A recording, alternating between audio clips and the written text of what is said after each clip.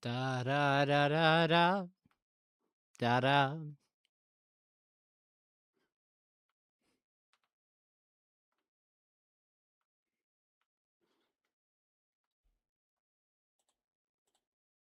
Yeah.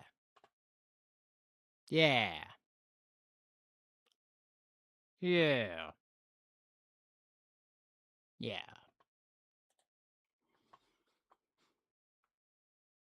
I like petting lots of dogs.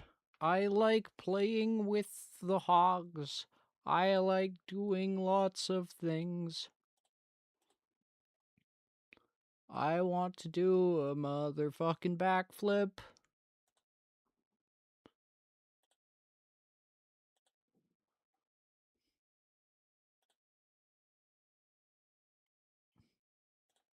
I should do a backflip.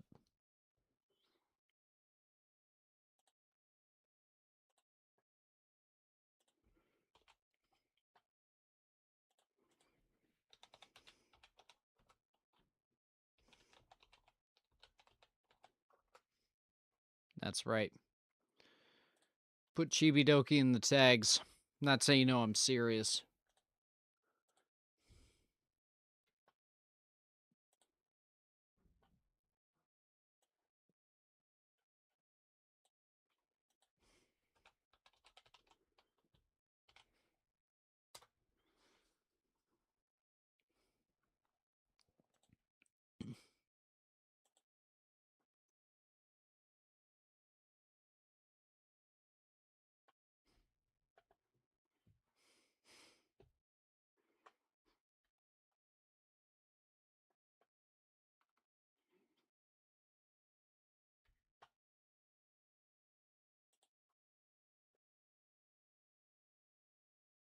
Yeah.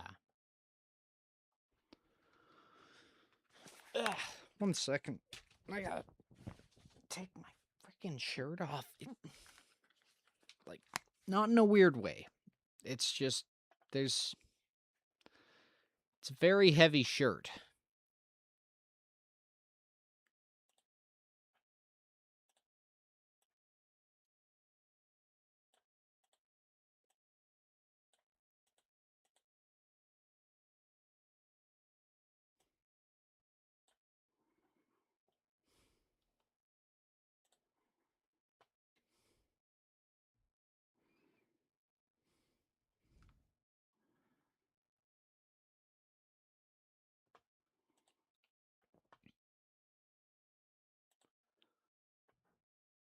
Dang, everyone's streaming stuff.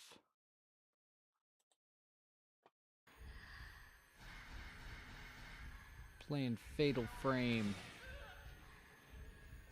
Darn, this is good content. There we go. All right, I'll have to go back and get that stone mirror.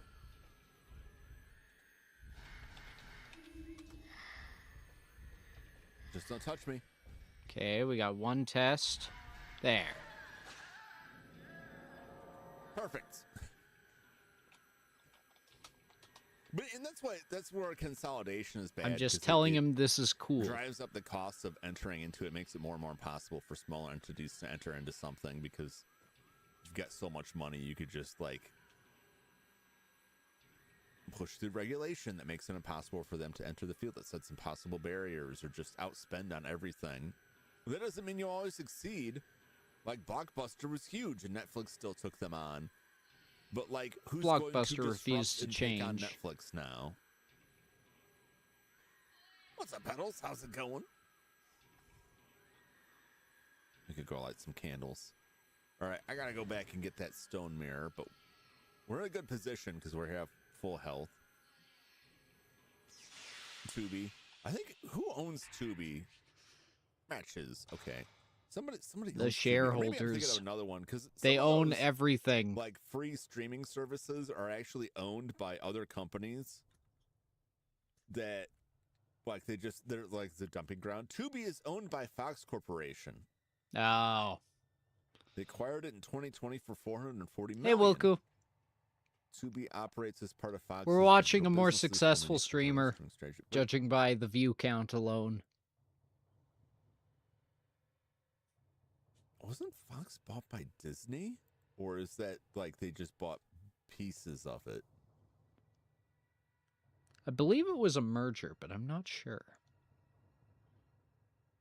Riveting content today. I guess they just... Anyways, I cut the fuck out of my hand today. Accidentally, of course. So, naturally, I'm gonna take it easy today. And that's why we have low effort React content. Jesus, yeah. The best part, I cut it on the peeling coating of my door handle in my car. There are 2 times in my life where I have bled more from a hand wound. Otherwise, this is the worst one. The coating on it was peeling away and was apparently sharp enough to cut halfway through my thumb.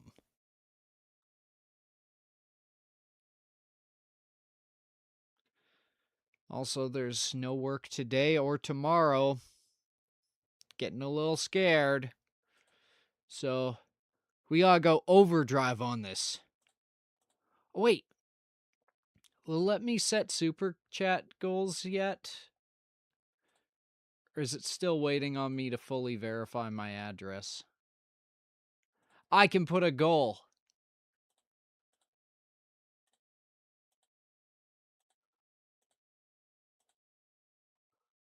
Ah.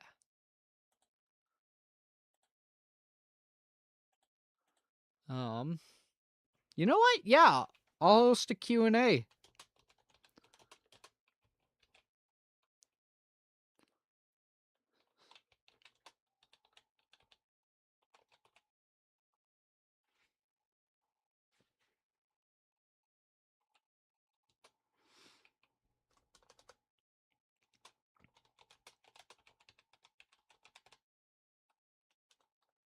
I won't say out of character, because some people prefer me to be in character. There we are. Show your support. I can pay myself? If I made 100% of this, then this would be cool.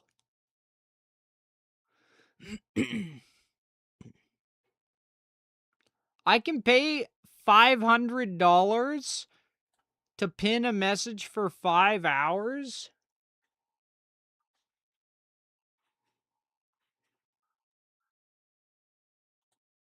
Holy shit. And I also have super stickers. You can pay money to put stickers?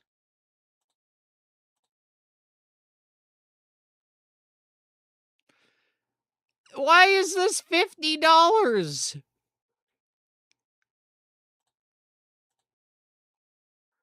The peach bud is $1.50. It's probably like 50 cents American at this point.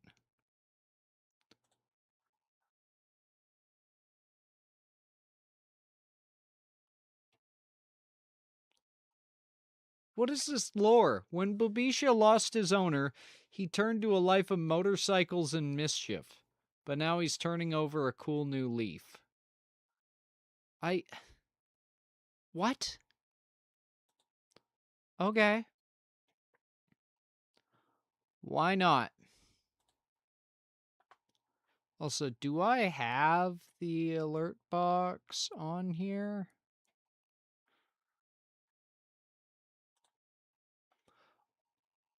Sadly, I got no welds for review today. That's okay, man.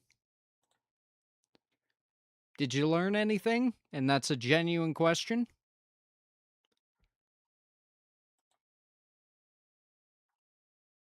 We've got Meg's weld to review on stream.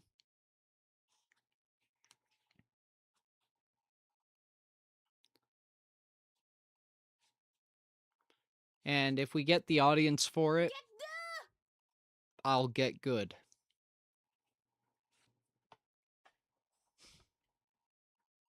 These work. Okay, then the alert box is working just fine.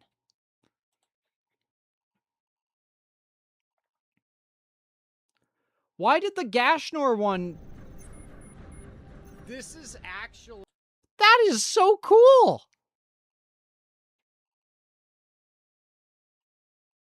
Make sure the stuff is plugged in so you aren't sitting around doing nothing for 40 minutes.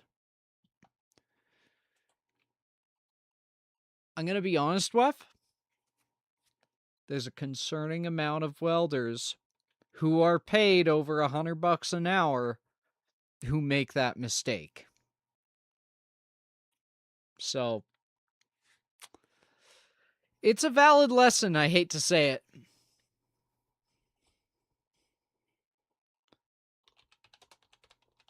I wonder, has YouTube changed for bad welding? No, probably not.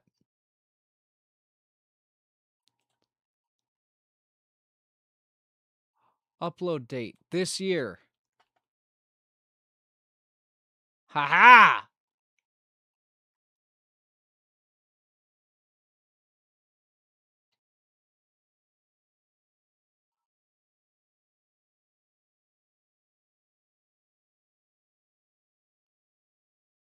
I do like to see how some of these other countries sometimes...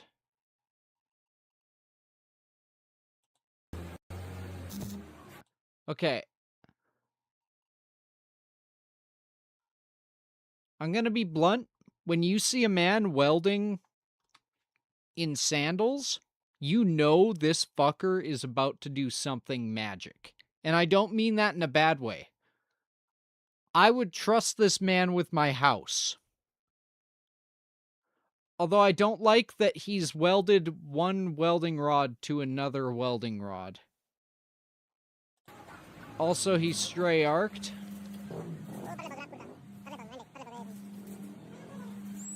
No, I want to hear what he's saying. Okay.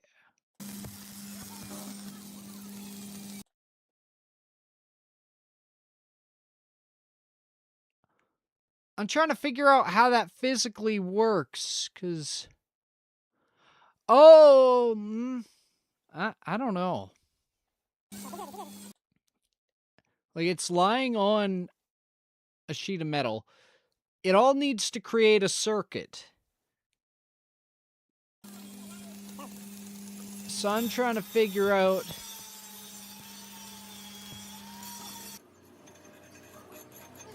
Okay, while you would have to correct each of these little splice parts, that's fucking neat.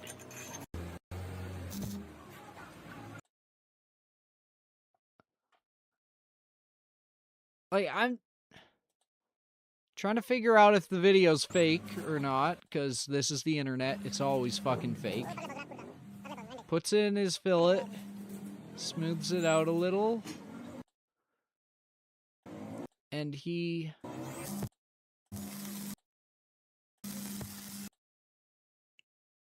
Did he start it with another rod? Like, another stinger? But, like, it needs to form an arc. It's not like a crackler or a sparkler, whatever you call those.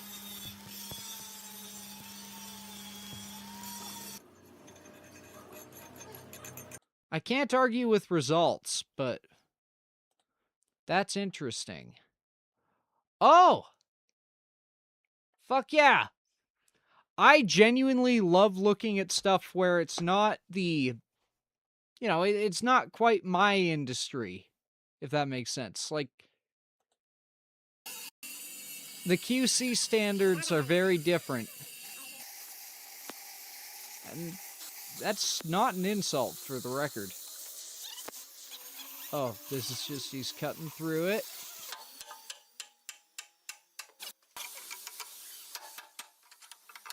Replacing the ears on it. Fair enough. Very efficient. Cutting out. Measure twice, cut once, or measure once. That's fine. Using a fucking board or a straight edge of some sort while you cut. Thank fuck. You know how often I don't see this and some fucker tries to freehand it?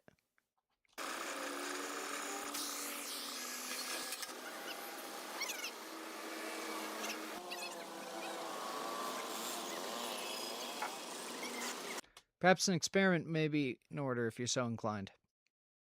Yeah! Have you done any welding before? Yes. I'm not very good at it. There's a reason I'm a welding inspector rather than a welder. It's good to see you, Sonic, and you, Leo. How are you guys doing today?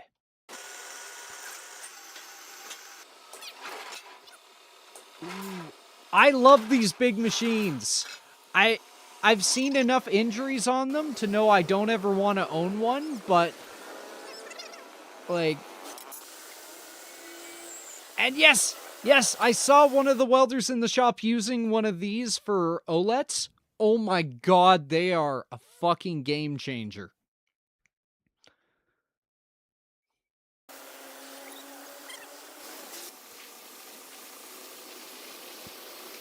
Steady movements, too.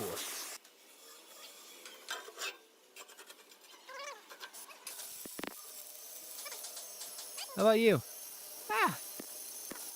Works pretty slow lately, which is why I've been streaming a shit ton.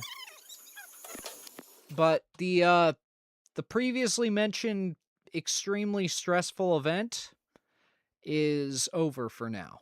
So that's good.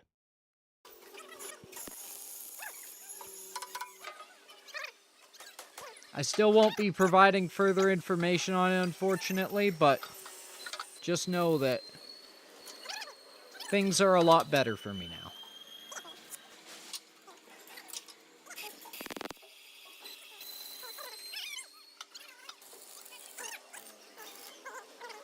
Fuck yeah.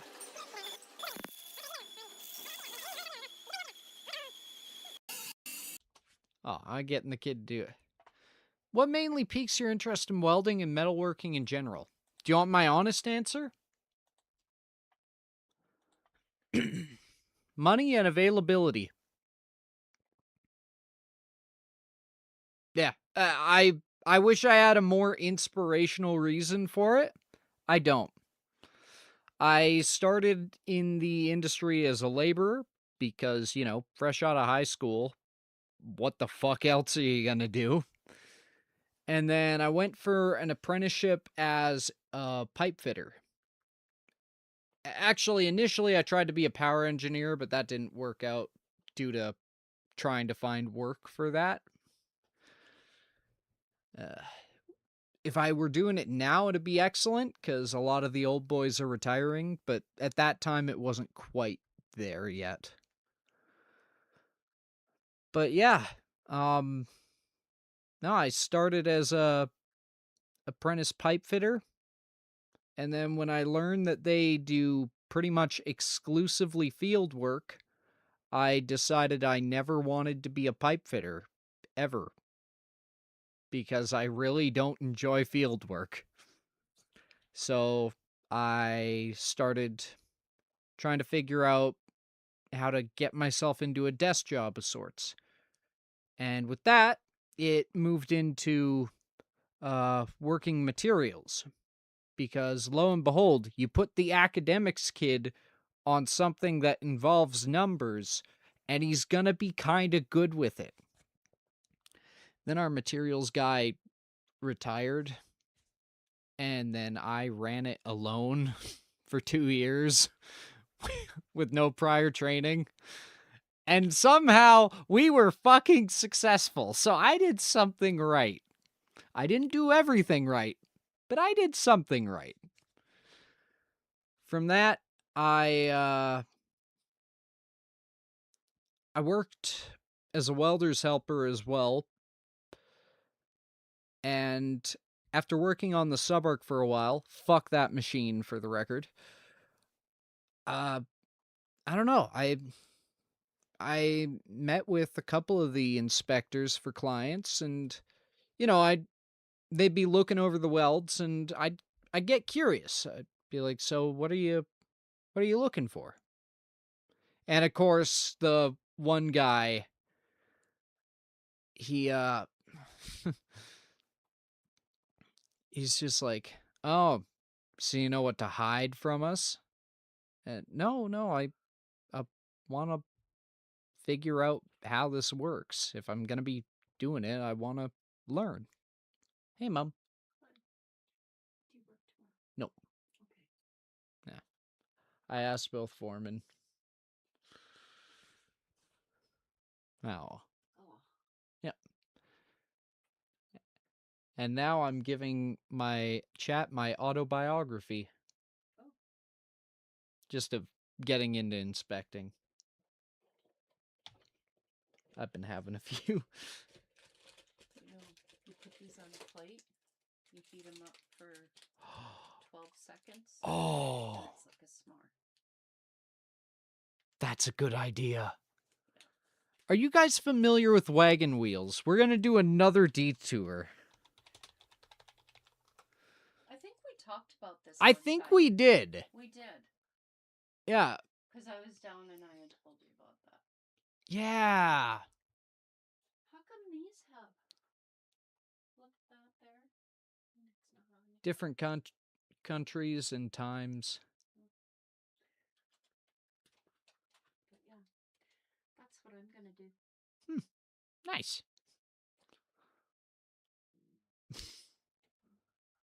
Oh, the British wagon wheels. Epic inside. And I don't think I like the fruity Barbie ones wagon with- wheels. With jam and stuff. I don't know.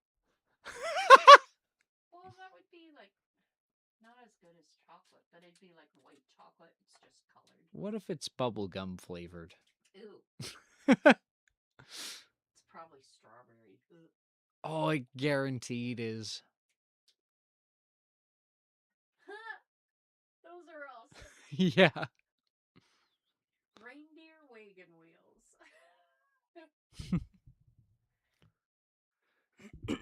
Excuse me. Yeah, no.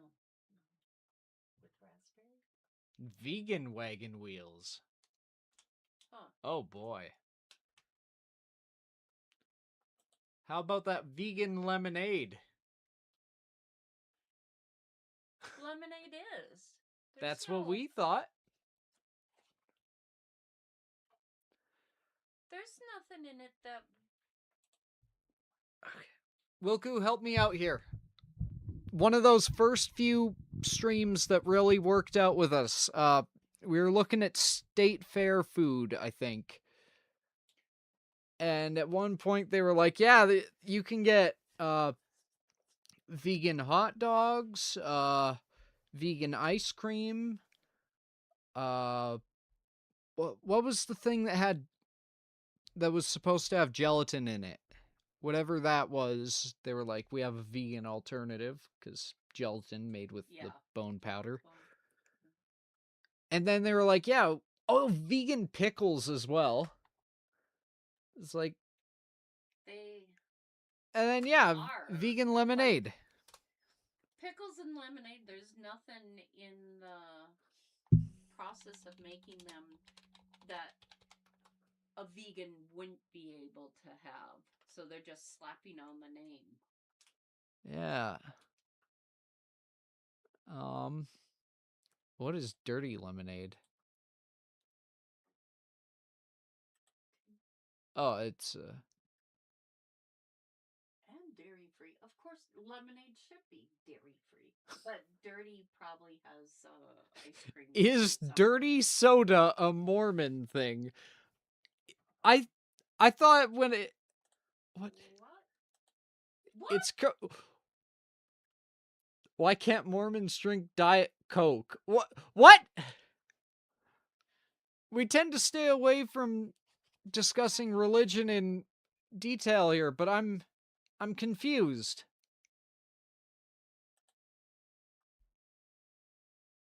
Caffeine, they don't. It's Oh, okay. Typically not the. Hey, Shadow. Wilku says, yeah, the caffeine. Huh. Dirty soda is a drink consisting of soda that's spiked with cream, flavored syrups, or fruit juices. Alcohol-free mocktails with optional flavor, cream, and fruit add-ins. Huh. Sorry, cream does not belong in lemonade or pop. Milk and... Ugh. You'd be Yeah, no. surprised. Sorry. No. We'll go to Starbucks one of these days, and I'll show you. On my palate, it doesn't belong. I didn't think it belonged on mine either. Swig and So Delicious. They combined, and now they're my editor.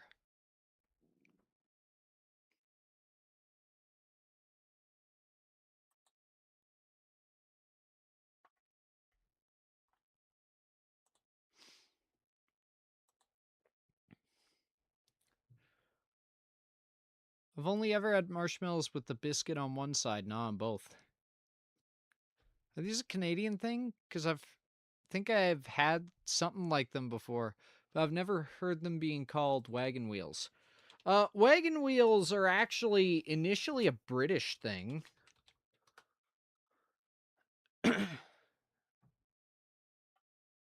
And, oh, they're not American.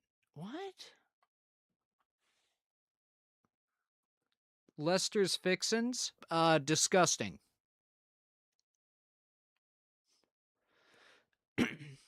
Yeah.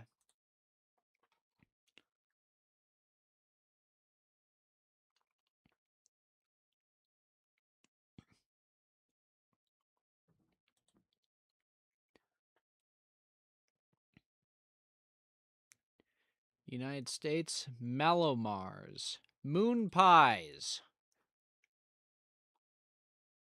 You people have probably had fucking moon pies. Disgusting. Ugh.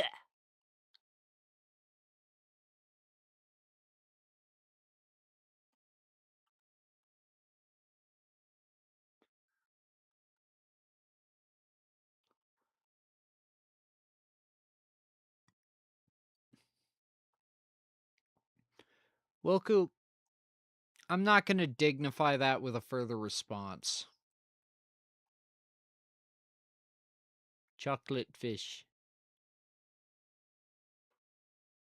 Chocolate marshmallow pies differ from regular chocolate-coated marshmallow treats in that there's a cake or cookie-like thingy. A scooter pie.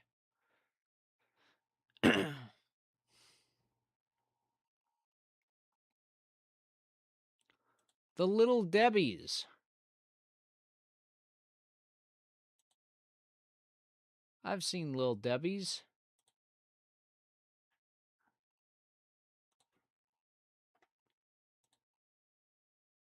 Choco pies. Yeah, wagon wheels are in the States. Yeah, that... Because I distinctly remember my dearest mother telling me about how she had those.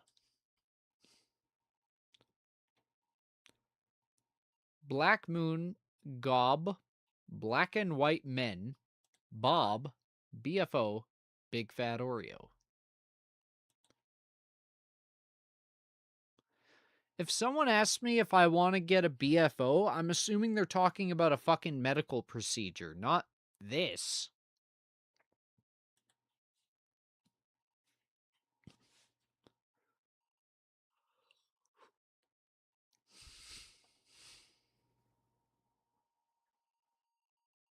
We need to get back to welding. Okay. Cutting iron. So he marks the two. Don't freehand it, he says. Use the tool. Come on, ladies, 1 pound fee. I have that stuck in my head. Broken bolt removing. Oh wait, this might actually be really useful. This is like, yeah.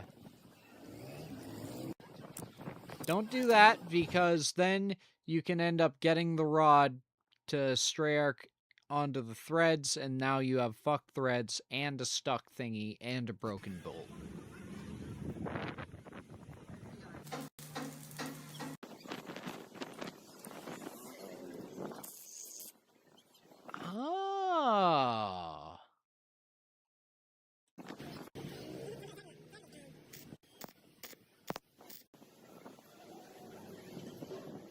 Interesting. Is this an Indian-only channel? I believe the initial video I clicked on said Pakistan, but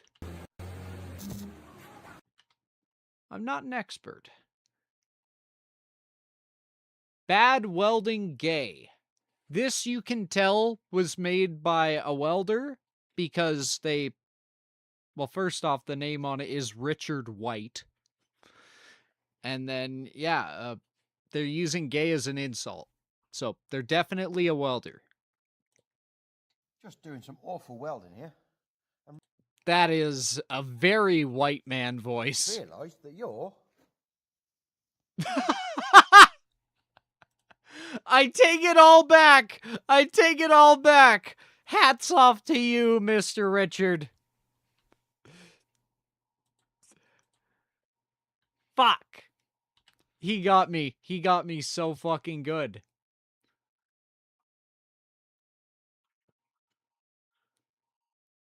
Ah, damn it. Busting fake laser welder reviews. I want to get one of those little handgun welder things to try.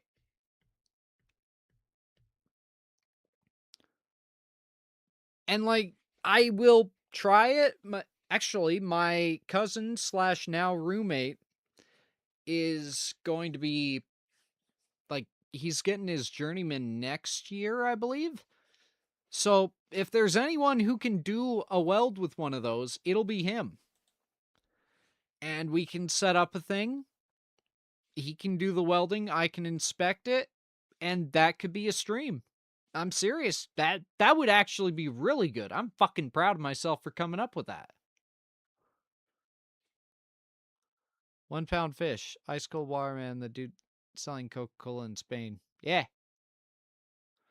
Why welders need eye protection. Oh, is this one of those ones that, yeah, they make really fucked up thingies, or... If you weld without eye protection, the UV rays can enter your eye and burn your cornea. Among other things, yes. This is because the super bright light created, called an arc... You're also completely forgetting that it also sunburns your skin. Like, if you're using flux core and you don't have everything covered up, you are going to have terrible skin cancer in less than a month. Flash gives off a type of invisible, damaging energy. This condition feels... No, it's pretty fucking visible. It's pretty fucking bright. This condition feels like there's sandpaper on your eyes. You go temporarily blind. A lot of swelling as well. Itching. All this shit. Seeing reels, and the first thing in the comment section is Pink Eye Man. Instructions unclear. I am now the Human Torch.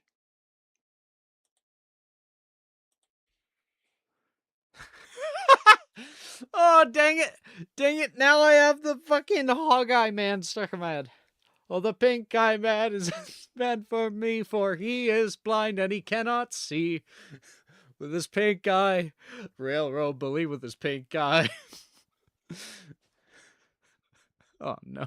like having sand trapped in your eyes. Yep. It can even cause temporary blindness. Yeah. But it's not just the light. You're also exposed to hot sparks and flying... You're ignoring the UV rays. You can burn a lot. Good morning. Are you in Japan already, Payne? Excuse me. Only applies to Facebook. Ah, fair enough. It's good to see you, Vince. debris that can cause serious injuries. Okay, if you're wearing an actual leather jacket, though, you're gonna be, realistically, you're gonna be fine.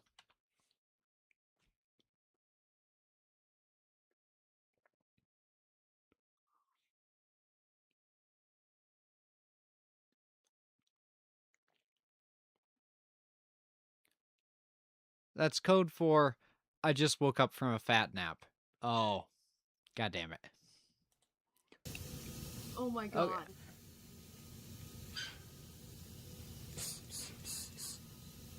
I will say, when the slag lifts off easily, it's a good sign. It's...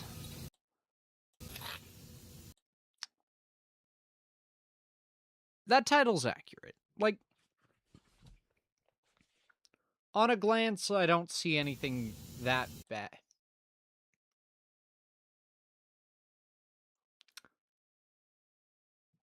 Why are you allowing there to be so much fucking spatter? Why are you allowing this on your fucking weld? Be better. Clean this fucking spatter off, or get this piece of shit out of my face.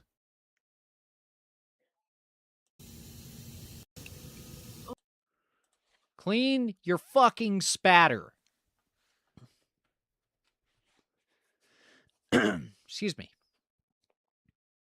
Why not mercy maim that one ice pea shoot? What?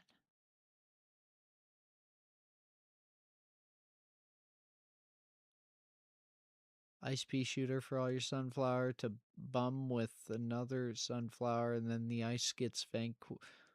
What?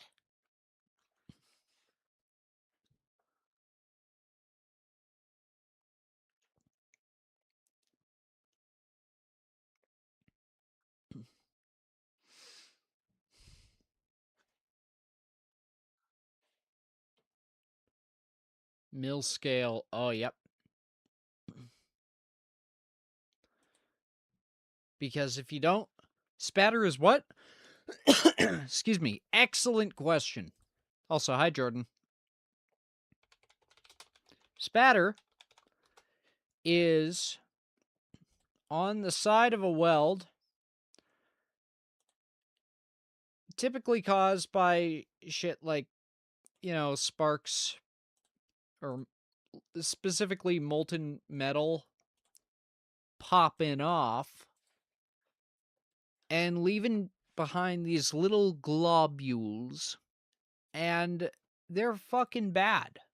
You gotta, like, realistically, if the weld's getting coated, they're going to sandblast it after, which means all of that's gonna go away. But in a proper inspection, you should not be allowing spatter because it can hide things from you. Same with slag. And it's trap material that's not supposed to be in the weld. So it can potentially cause corrosion and other issues. But it also looks like shit. Like, this is the equivalent of... It'll make the wall jagged if it dries, right? Oh, it all of this is already dry, but welders, the fuckers got power tools. Hit that with a buffing wheel, so a wire wheel spinning at however many 1,000 or 100 RPM. Take that right off. Hell, even just run a file over it. More concerned with the cracking on that weld. Cracking? What cracking? The C word is very serious. Are we talking here?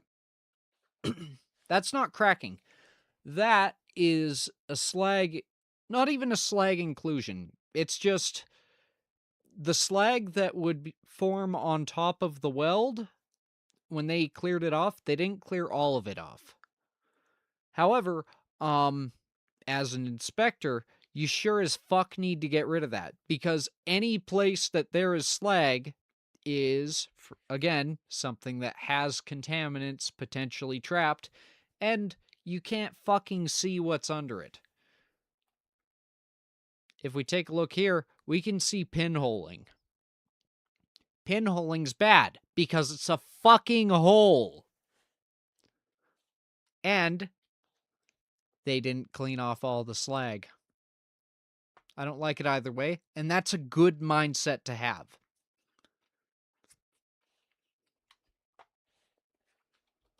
Like, spatter is pretty much inevitable. You can reduce it with proper heat and travel speed and all that, but at the end of the day, you're gonna have some. And that's okay. But it is considered a weld defect, and until it's removed, the weld does not pass.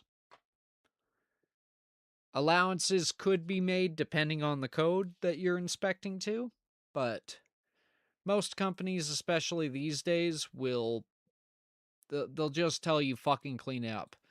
The problem is when you hit sections like this. This is actually a very... We'll get them next time. We didn't fail, Wilku. We're learning people. It's a risk defect. Yes, and an aesthetic one. Then you run into situations like this.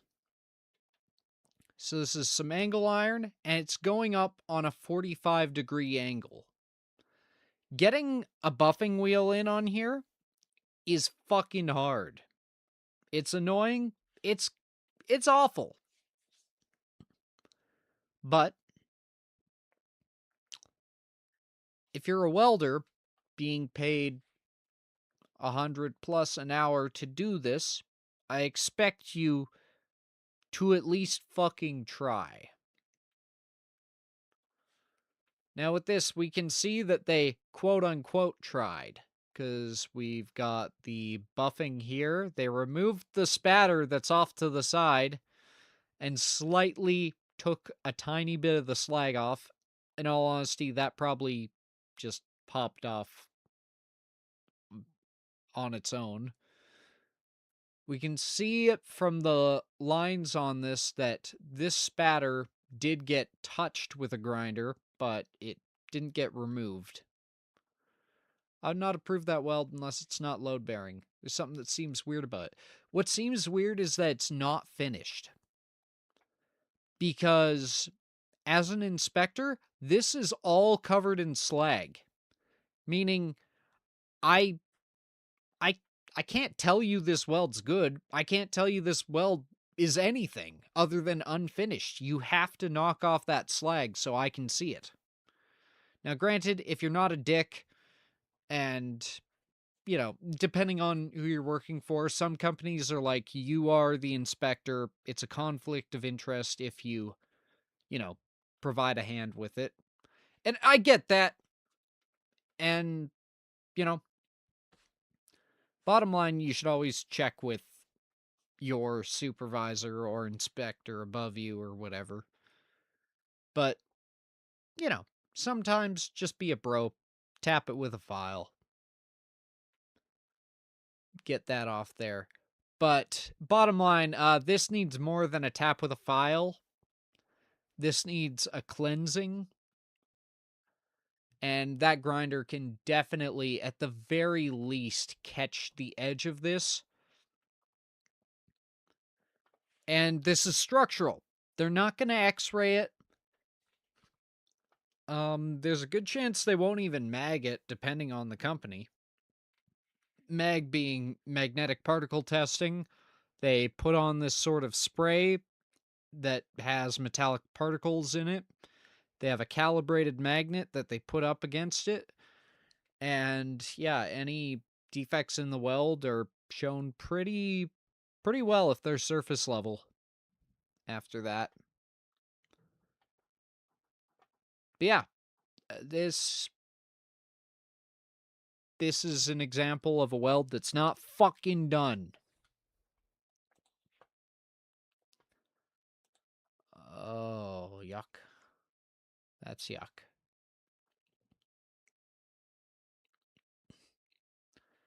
Spatter block gel. I've heard of this stuff. Most clients that we work for explicitly do not allow this. Something about it doing something to the metal. I haven't looked into it. But I don't believe it should cause much of an issue. Oh, it could be the coating. But if you're cleaning it afterwards, then it should be fine. I don't know.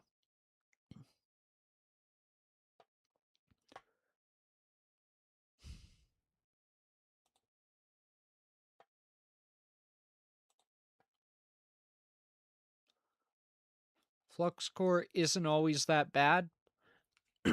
Flux core is not bad. Flux core is fucking awesome, and I can't play this music. Do do do do do do do do do do do do do do do do do do do do. You're gonna have some very sunburnt hands. Oh, this is exhaust work. Okay. Could be a corrosion contamination issue. It's not really my area of expertise. Contamination, I could definitely see potentially. Corrosion, I think most of the anti-spatter things, you know, they've accounted for it. So it shouldn't, theoretically. But yeah, I'm not quite sure. That's something worth looking into. Worst weld at FabTech. What does my lead fabricator, Red see? I hear him go, oh God. At FabTech, nonetheless. Oh. So what we have here is a piece of, I believe, 2-inch or 2.5-inch square tubing. And they welded a plate on top. Except, they forgot to fucking clean the weld. Or rather, they put so much fucking weld metal on, you could go through half a fucking grinder disc and still have a full weld left. Like, come on, get somebody out here. So we're here at FabTech. That actually is bad. Wow. That's, wow. Bad welding. Oh. Public infrastructure. This is where you'll see some of the worst welds. I hate to say. Hey, look! Flanged connections! Is that... Wait, is that a 6-bolt flange connection? What the fuck? Is that structural flanges? I've never seen that. All right, Burlington. Look at this weld. Okay. So, if we take a look at this, thank you, YouTube, for zooming in so nicely. I want to know, what do you guys think is wrong with this weld? Give me your best guesses. I'm going to eat a wagon wheel in the meantime. Remember, there are no answers that are stupid, just the stupid people who give those answers.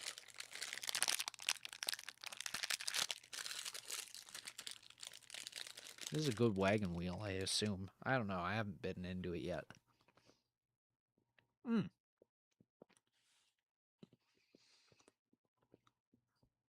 Hmm. Hmm.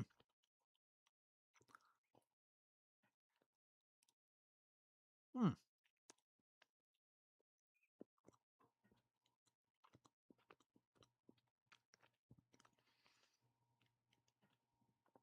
Hmm.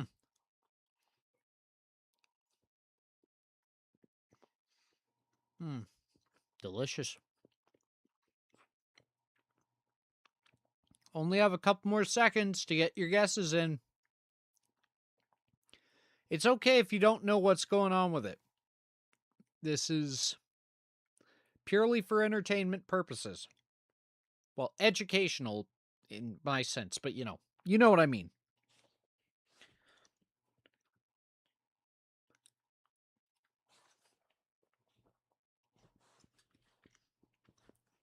Whoops.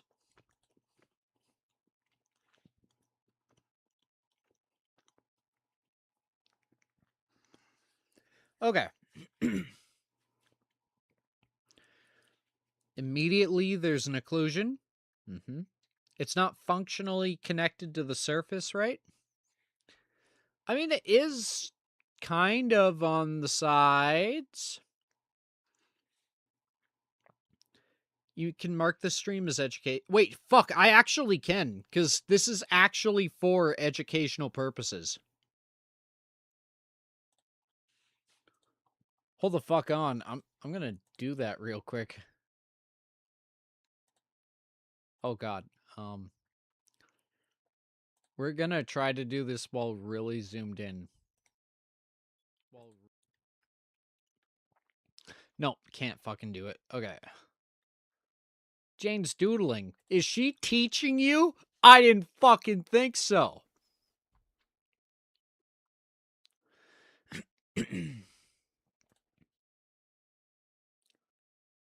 Type.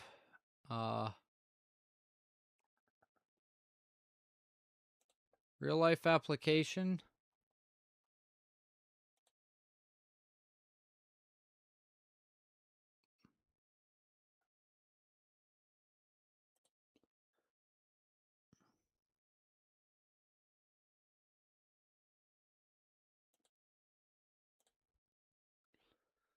Academic.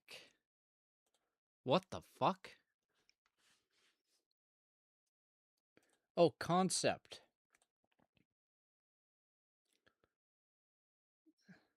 This is just welding.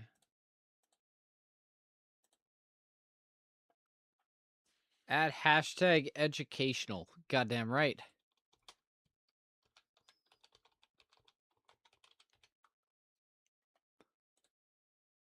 I should have done that at the start of the stream. We'd be rich. I mean, looking at it, I can't readily tell if it's a good or bad weld. That's valid.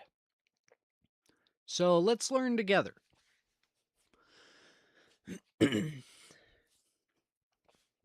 When I look at this weld, there's a couple things I'm seeing.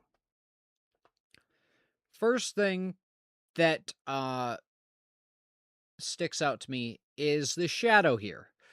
Shadow meaning despite the amount of weld material that's been deposited, we've still got a fucking gap. Meaning that this has been... this is a lack of fusion, sorry. Same with down here. This is a lot more subtle. But yeah, as I've said in the past, when you're welding, you're not gluing two pieces of metal together. You are using an electrical arc or whatever other method to chemically fuse those pieces into one. Theoretically, a perfect weld would be indistinguishable from the base material because it would just be the material. Now, obviously, real life doesn't really happen like that. We have different filler metals, so... And, you know, it's not perfect or anything. Stay safe, Jordan. Like, but the bottom line is you need to have these pieces of metal fuse. They can't just be stuck together. They have to become one. And what we're seeing here is a failure to do that. This is weld metal that just hardened on top of the surface instead of chemically fusing with it. And that's bad. That means that it hasn't fucking fused. That you have failed to weld. Good way to respond to this. Inspection failed. We'll get them next time. Except you won't, probably. I have sincere doubts that the worker who did this gave a shit. So, now, we look a bit more. Second thing that really catches my eye is the holes, porosity. So, I've seen enough of these. Could this eventually break and fall apart? Would you consider this not falling apart? I certainly would. Or I like this. I would consider this in the process of falling apart. And that's ignoring the fact that it's seaside with a bunch of rust on the other side. I would not pass this weld if I was under any sort of code. Still stand by my hot glue comparison. You are correct in that. Except hot glue typically is airtight. This is not. Assuming they were actually a welder and not just someone who fell into the role of welding guy. Now, I don't know how that is in the States, but in Canada, at least in my area on public infrastructure, you need a journeyman welder for it. But realistically, when this weld was probably done, they likely didn't have those regulations. And if they did,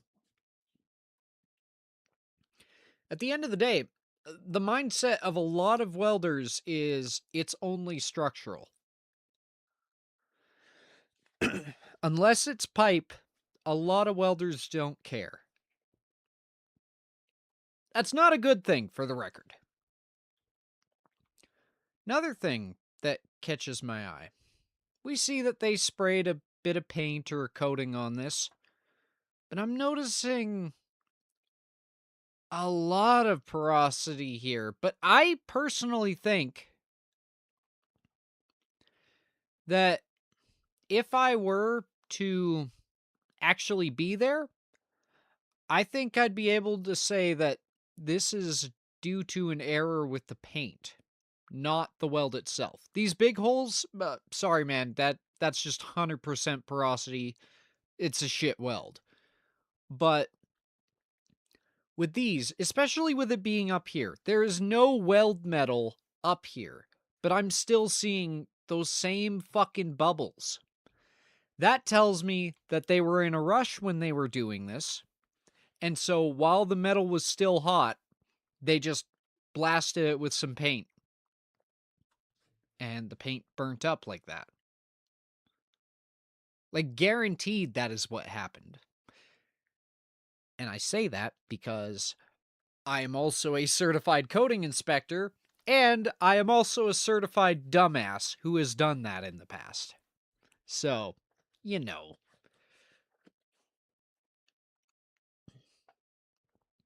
Yeah. We can see that there are some marks in that from when they were... It looks like the marks are from before it was coated. Welders and their welding rods, or should I say flashbang generators. And you haven't seen nothing until you've stood in front of a Fronius bug.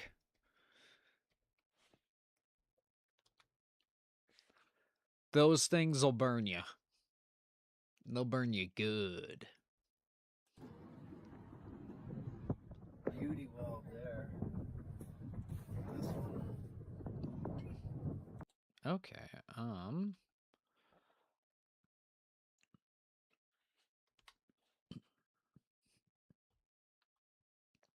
excuse me. Oh.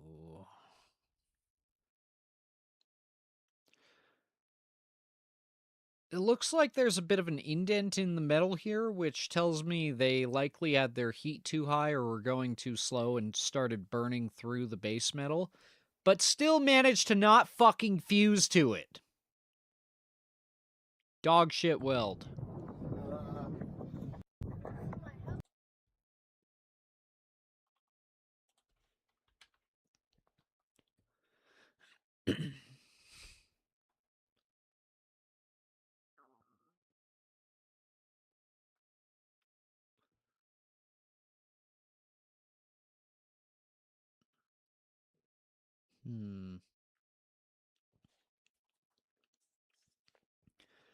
It's better than stuffing styrofoam between concrete.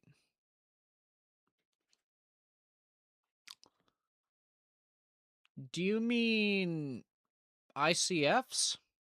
Like insulated concrete forms?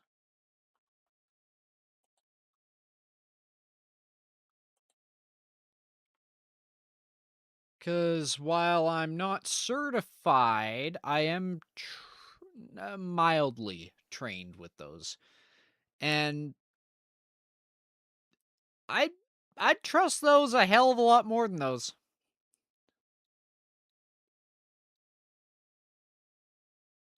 I was meant to say... What? I don't know what that means, but that's okay. Oh, this weld.com thing, I know, very creative name. They've got some good shit.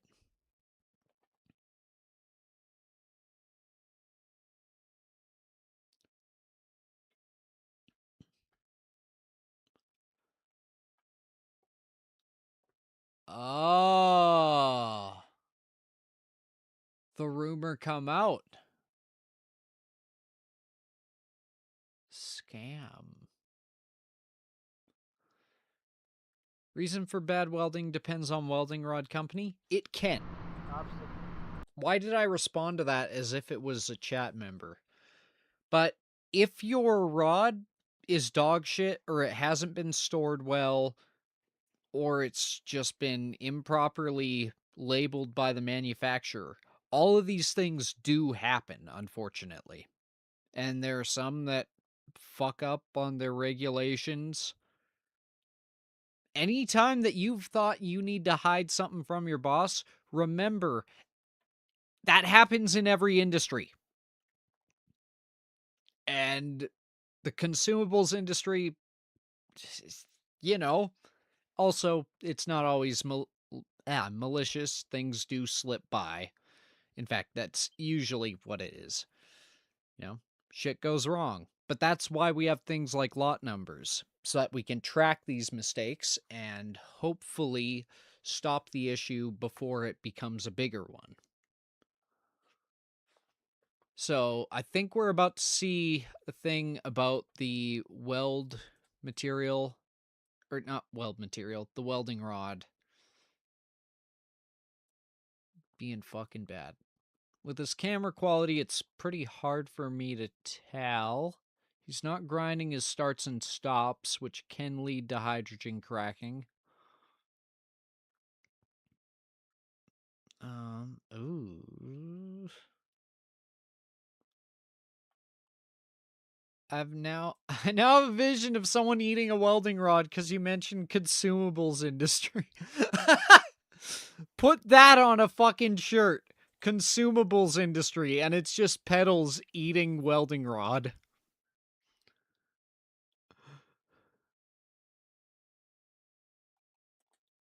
Yeah, we can see it.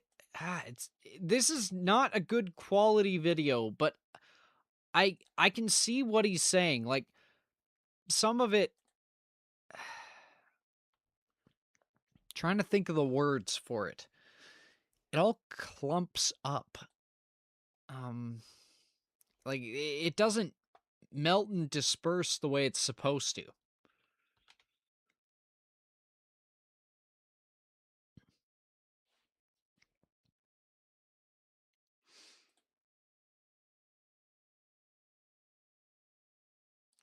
Bad aluminum welds that never break. Well, that broke. On the deck of a barge. Now, if you're an aluminum welder, when you see existing welds like this, look, check out that rollover. You can almost stick your hand underneath it. That's crazy. But this thing's... Okay, I don't want to hear about the chat. It'd be nice to see you do an IRL demonstration of even just basic welding techniques. I agree. been around for probably 30 years and never broke. So I think that'd be fucking perfect, actually.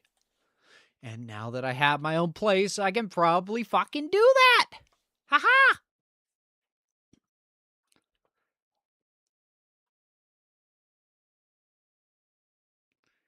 Eating welding rods like they're a box of Pocky. I love that. I also hate that, but... Bad weld. Need QC. QC here. Let's take a look. Probably fuck the camera without proper precautions. It can potentially, but no, I don't want fucking Gmail. Why did it close everything? Okay.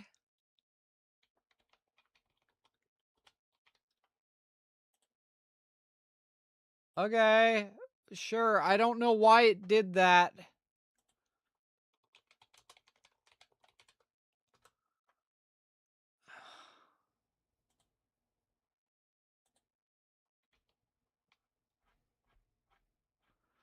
That's weird.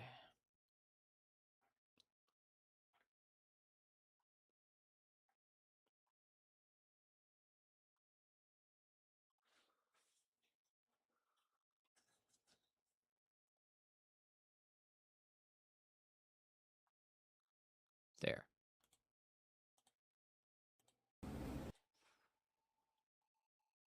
Look in history, I should have, but I didn't. So, what can you tell me about this weld? Other than it's bad or it's ugly.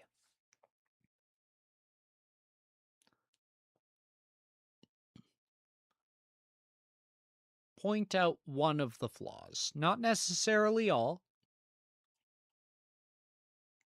But point out one issue.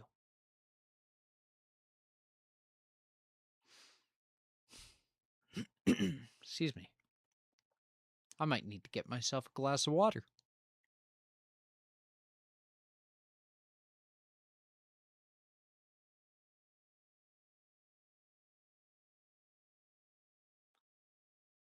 We got one answer in. I'm going to wait for one more before we get into it.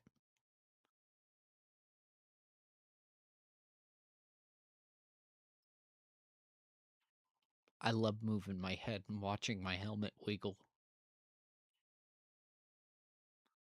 Lots of spatter. Didn't buff it out. Goddamn right. Second biggest issue with the weld. There's a fucking hole in it. It's sloppy. You're goddamn right it is. Also, this weld coming down here, they didn't catch the fucking edge of it. You to aim down sights, you hold the left trigger on your controller. To fucking aim your weld, you fucking put the rod in the right place. Now, there's two big holes. Yes, there is. Yes, there are. That's the word. Now, anyone who's new to welding can tell you that aiming it initially is tricky. Absolutely. Like when you're especially if you don't have an auto darken lens, then you're checking and you get into position, you flick your helmet down so you're now in the dark, you start your arc and you start going.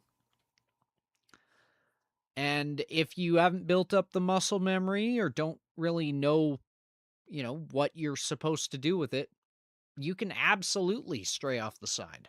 It's very easy to do it when you're new to it. I hope whoever did this was new, because if they're not, they're fucking incompetent.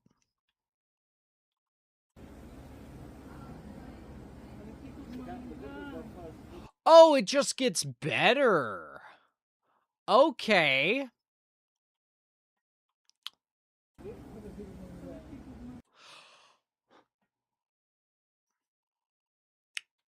New information has been made available to us. We're going to learn what MIG welding is. MIG, metallic inert gas. So basically, you have... Actually, you know what? This will be so much fucking easier if I just show you.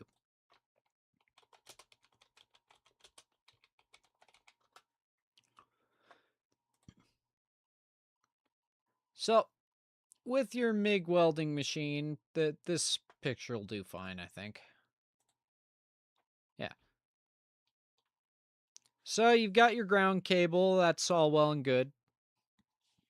But also, instead of your standard stinger, you have a gun. Now, this gun feeds wire on a spool inside the machine through it. That wire is what you use instead of the welding rods. That wire essentially is your rod. And if it's metallic inert gas, then you also have a thing of, well, an inert gas. The one I typically work with is an argon mix. And yeah, it keeps oxygen, nitrogen, all the other shit out of the weld. Nitrogen. But, yeah, it's good. Now, when you start and stop, MIG is pretty easy to learn. It takes a little bit, but once you do, it's smooth sailing. There's a reason it's popular.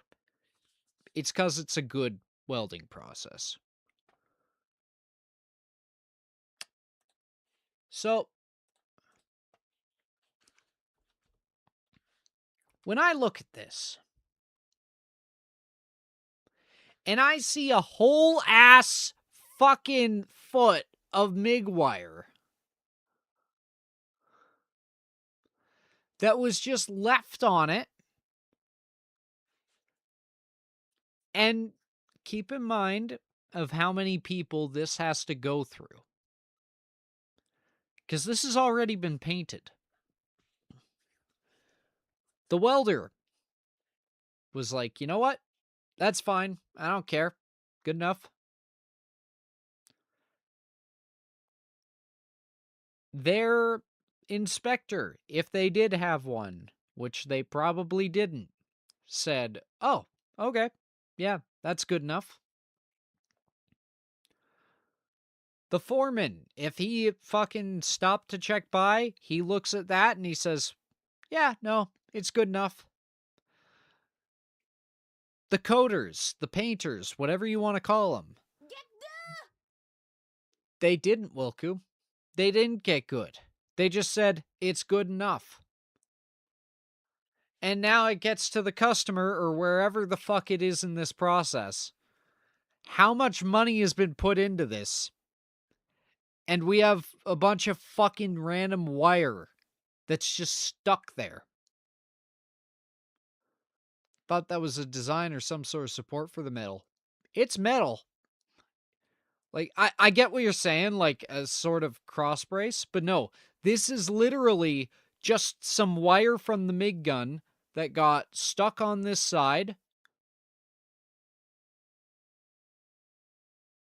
And they held down the trigger too long as they were, like, pulling away from it.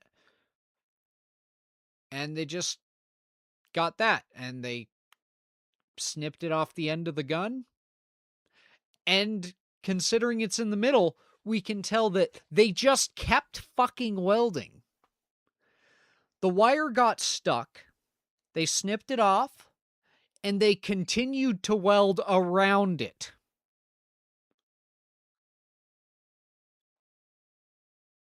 That's not just negligent.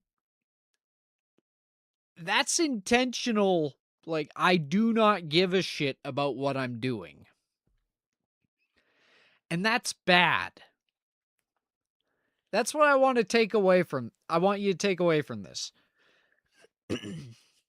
Somebody has to take some sort of fucking accountability. And I believe that that person should be you.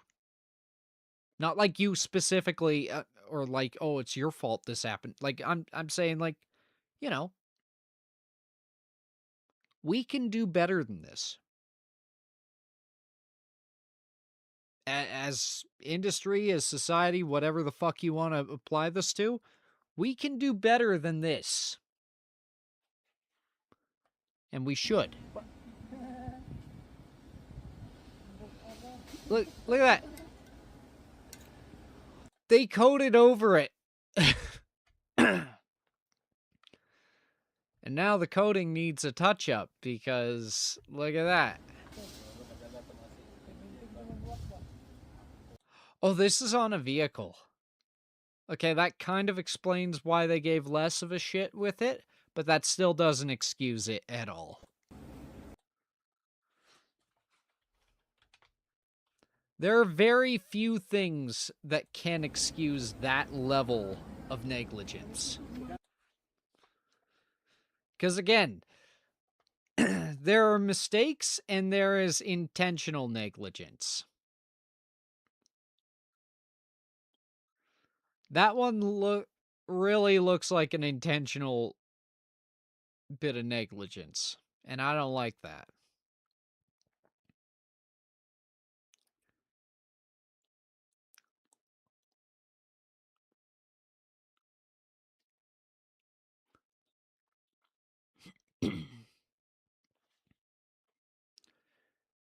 Improper slag cleaning ruins your flat weld.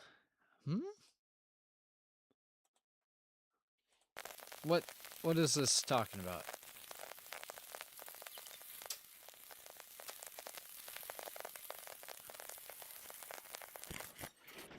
If he's about to say beating the shit out of it is wrong,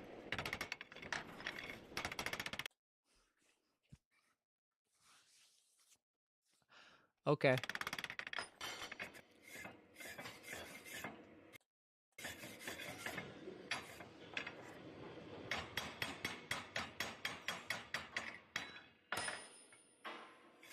Look at all the spatter on the side of it. Oh, we just go back to the fucking... Now, I do appreciate that he's letting the slag cool. That's not just because, oh, it's hot. That's because the metal's not fucking fully solidified and good to go yet. This is by design. Once it's... Oh, never mind. Yeah, sure, we can... Yeah, look. Yeah.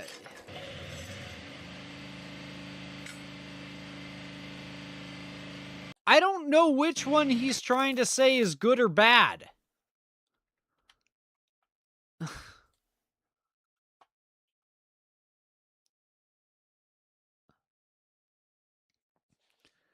Let the slag fucking cool. And I don't mean like, oh, give it half an hour. No, just like give it a couple fucking seconds. When it's a different fucking color than it's normally, that's typically a problem. That means you gotta wait.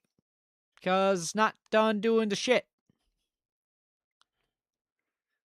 Stick welding like a pro. Oh, this is on pipe. This is my jam. This is what I'm good with. Oh, okay. First impressions. Now, this has all the slag on it. So again, until that slag's off, we can't actually inspect this weld. But we can make assumptions based on it. And these can help us figure things out. For one thing, the slag has popped off on its own. That's typically a fucking good sign. We can see minimal spatter. There is definitely a bit, and we've noticed on like this spot in particular, he might have to touch that with a grinder. But all in all, this looks pretty all right. There's not any huge bulges. When it comes to welding, a lot of the time the rule when it comes to VT is if it looks wrong, it's fucking wrong. I don't see a lot that's fucking wrong. So, he comes, oh, that was so fucking clean. And look at that! That's a fucking nice weld. Clean that off. Clean this fucking spatter off. Clean this little side thing off. You have the file in your hands. Please. Please. No, don't No, you can't end the video without cleaning off the spatter. I can't. Man, you were so close. I was gonna compliment you. You just have to clean off this little bit. Who the fuck are you? Welding Engineer 1. Oh, that's why it's done wrong. He's an engineer. That explains it.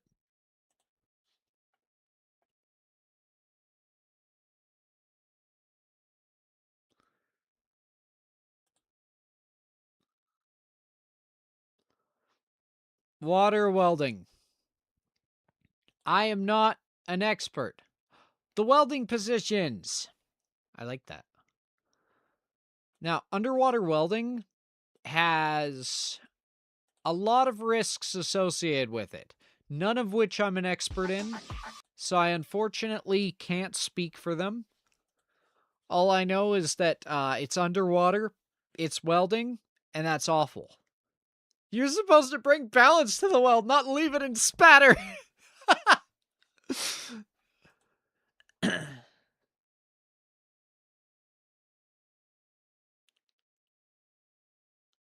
Oh, God. I would never want to be an underwater welder. I don't give a shit that the pay is disgustingly high. Keep me the fuck out. Even if they wanted me down there as an inspector. Avoid bad welding of thick iron plates. Okay. These ones like to try to copy strike me a lot of the time. Okay. So give me a second to fucking breathe. So he's got them faced up. He's put his 2 tacks on. So, yeah. He's run a brush over it. I still see bits of spatter, but fucking whatever. Is he about to do the fucking tippy taps? No, he's not. Okay. Spatter, or not spatter. The slag is lifting off on its own. That's a good fucking sign. That's alright. Second welding, 85 amp DC. Reverse polarity. Okay. So he's going left, right. He's filling up. He didn't fucking clean off the spatter in it. Now, realistically, that'll most likely burn out. So, shit's probably fine, but come on, man.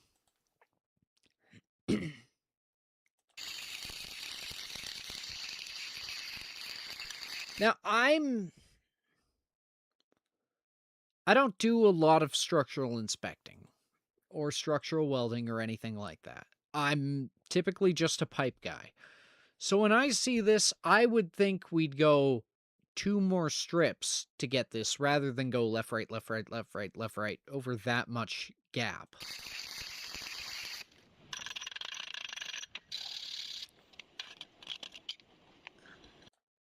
Third welding's 90 amps. Cool, you got spatter right there. It's like in your weld zone. Please do something about it.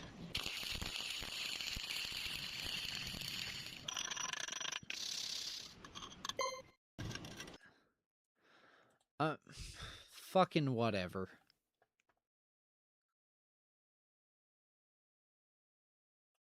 Welding repairs due to bad welding.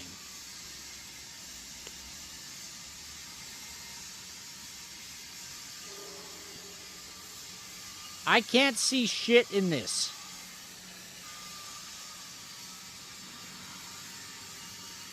What is this, a fucking Regretfully Mind stream? There's fuck all for a bit rate. I can't tell anything that's happening.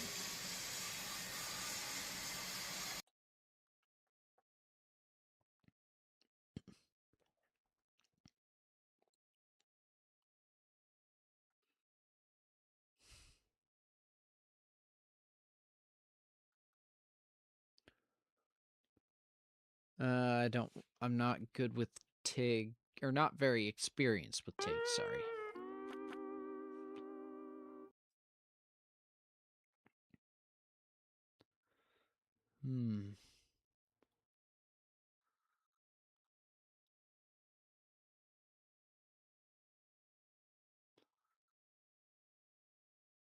No back purging.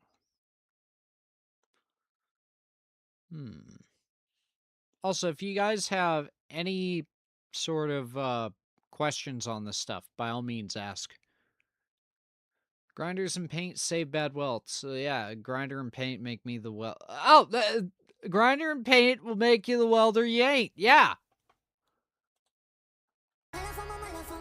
Yep. Okay.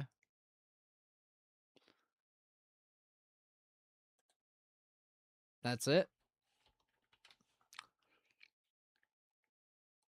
Can't believe I wasted a click on that. Boilermakers.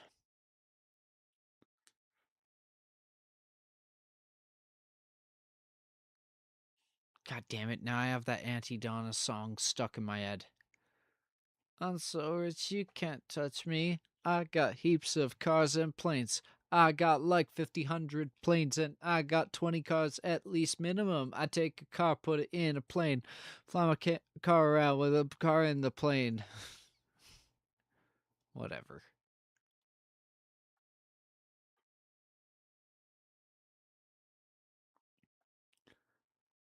And guess what's inside the plane? About 50 dogs. And all the dogs reckon I'm sick and they love me because they feel love. It's a scientific fact. Look it up. And then I take that plane and I put it on a truck. What? Put it on a truck. Now I got a truck, plane, car, plane, truck in my garage, which is a double garage. So wide, motherfucker. Yeah, like, it's good. Anyways, bad welding job. Big belly rebuilds. This is the content we're here for. The man's got fucking American flag, whatever you call those shoes. It's on a farm. He's in shorts and a tank top. We're gonna see. What are you doing? Taking the head off?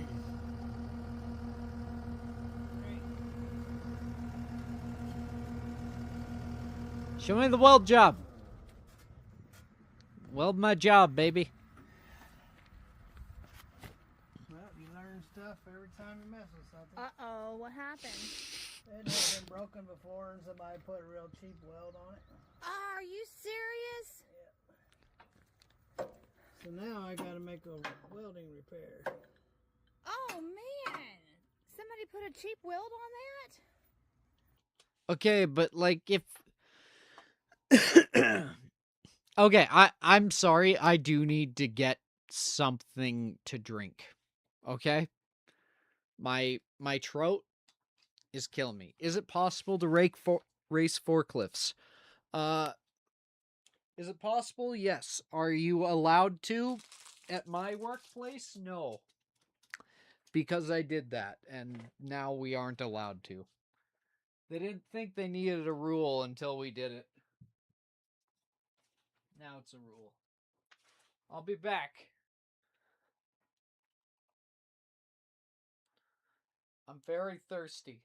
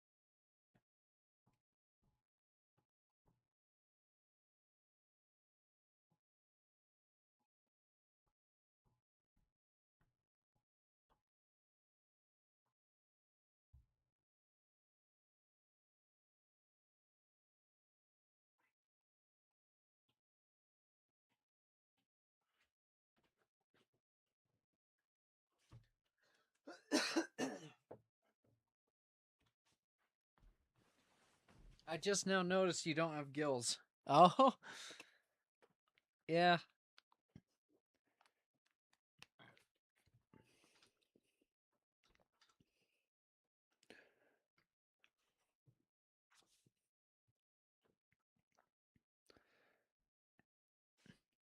There we are.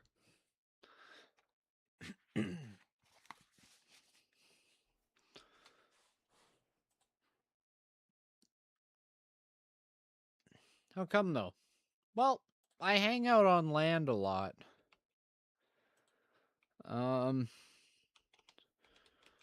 Workplace safety fails. Okay.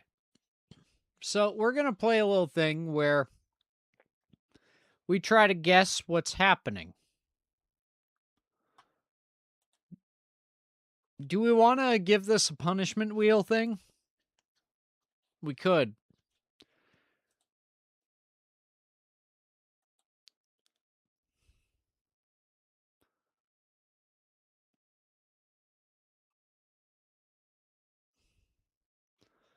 Also, why are these both volume 111?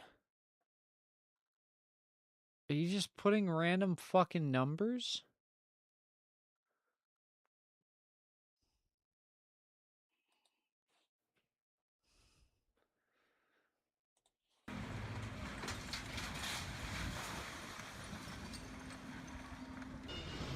Hey, remember to like and subscribe. So,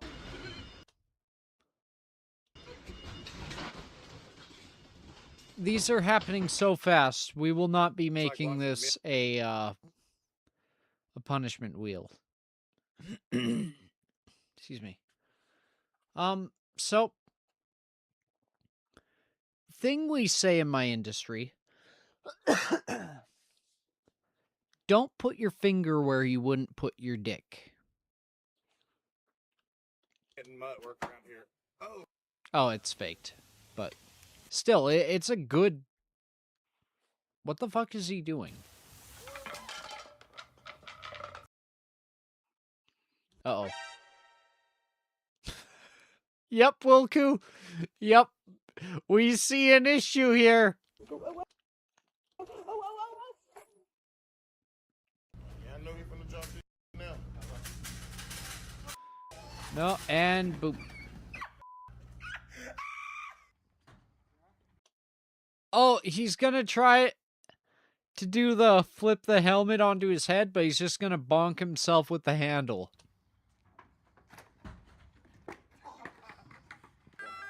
Ah. Oh, no. No, no, no. At least it's in training instead of on an actual scene, but... Oh, the passenger's holding onto the holy shit handle. Like, he knows it's going wrong. Mission failed. We'll get him next time. That one there, that firefighter there, lifts up his hand just... Well, what the fuck? Oh, no, that wasn't a what the fuck. That was, like, instinctively trying to defend someone. Vine boom. The fucking hands-on head ambulance. The worst part is, knowing the industry, that driver is going to have this follow him throughout his entire career. And I don't mean like, oh, he's never going to get anywhere in the career because of this. I'm saying he's going to get a nickname from this. Like, they're probably going to call him El Tipster or something. And that's going to follow him. He could be fire chief for 30 years. And he will never live this down. Not again. Also, that fire engine costs more than my house. Twice over. So, tipping it's kind of a big deal.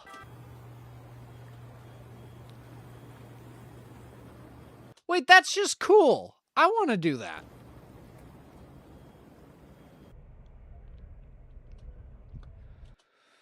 Okay.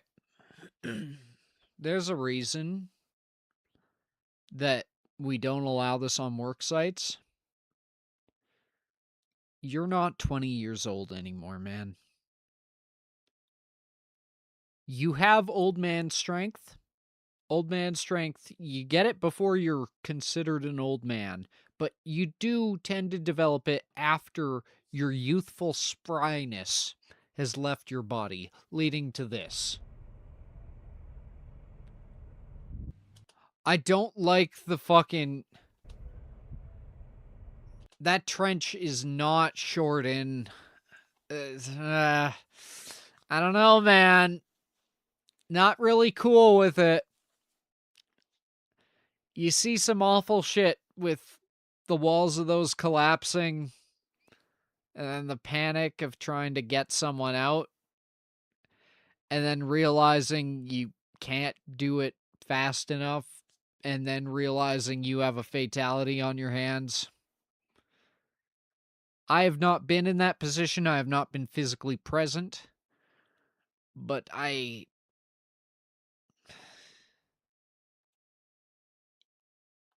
these are scenarios that do happen. And yeah.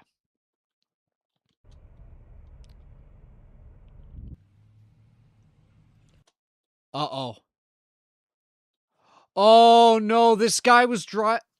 Even if you can clear the ditch, the edges aren't secure. You're goddamn right.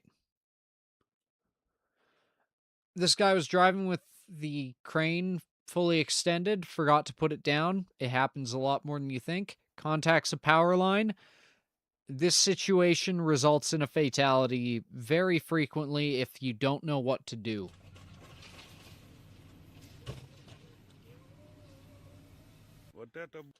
How the fuck? Is that like a safety line or something? This isn't D&D where a regular villager is guaranteed to clear a 10-foot jump with a run-up every time. Yeah. But this is D&D where a villager can die from a 10-foot fall. I know that one too well. Typically, if the power line's downed, then that entire section becomes a kill zone. Because that electricity's flowing through the ground, it'll arc out wherever the fuck it wants. And typically, it'll, you're like, oh, my tires are rubber. It'll insulate me. Your tires are gonna fucking melt from the fucking sheer heat of it. And, like, what you do in that situation is if you're able to stay in the vehicle safely, do that shit. Do not step out of the vehicle. If you do have to leave, then you jump. You land on 2 feet with your feet together. You do not land on your hands and feet. You do not land with a wide stance. If you create an arc, you die, and you are not recognizable. I know it's strange to have a cute shark tell you this. This cute fucking shark is unfortunately very aware of what can kill you. What you do once you have made that jump is you shuffle. You do not part your feet. You move fast, and you will in this situation, but like your brain will not allow you, but you do not separate your feet. You shuffle away, so you are creating one effective contact point rather than 2. And you keep fucking going. There's an image of a telehandler operator that we get shown in every training course for it. And yeah, contacted a high power line. He was safe in the cab, but he went to stepped out, and it takes you a couple seconds to realize that what was in that cab is supposed to be human. It is awful.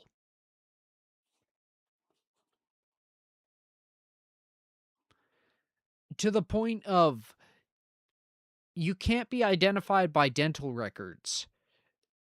In that gentleman's case, they identified him by the scheduling and his boots. And that is fucking horrifying. So when I see that, I nearly throw up. Это бочка. Это самый супер септик, ребятки. I heard the word septic and I saw a man fall down a hole. That's scary.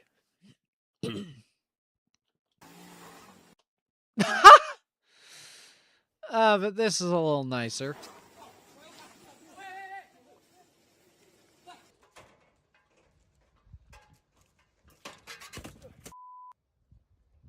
Solar panel.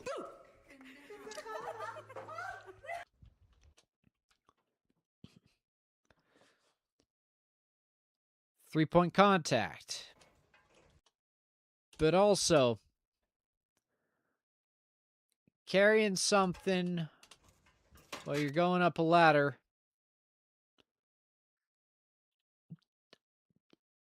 If you've got someone there to film you fuck up, you've got someone there to help you not fuck up.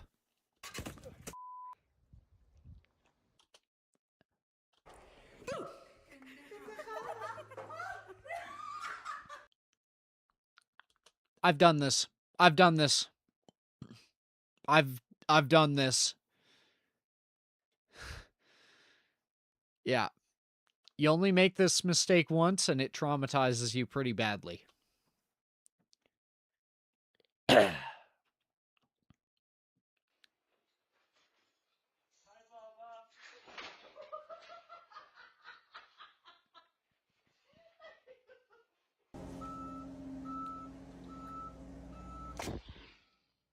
Oh no. Oh.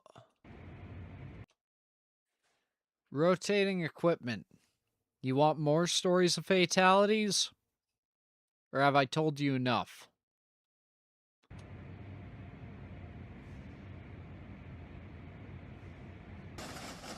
I am impressed that that didn't turn into one. Oh no, the can opener!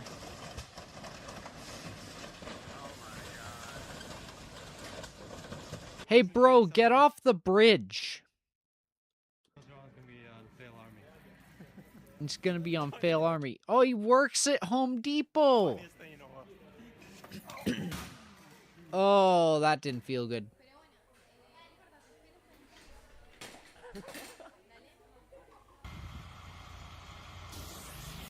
Yep. If you're not prepared, that leverage is gonna knock you down. And when you're freaking out and it's flailing in your hands, it's a lot harder to let go of that trigger than you think.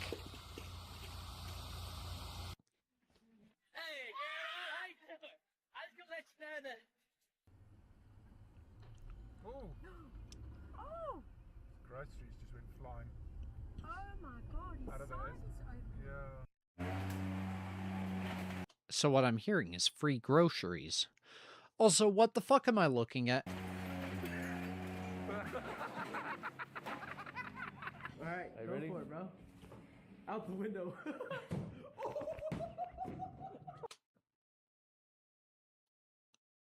Grenades tend to bounce off walls, so be careful where you throw them. What are you expecting here? Elevation change.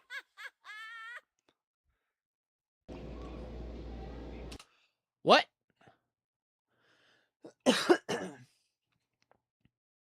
Oh man, it's probably not his fault he needed spare teeth. but it is funny.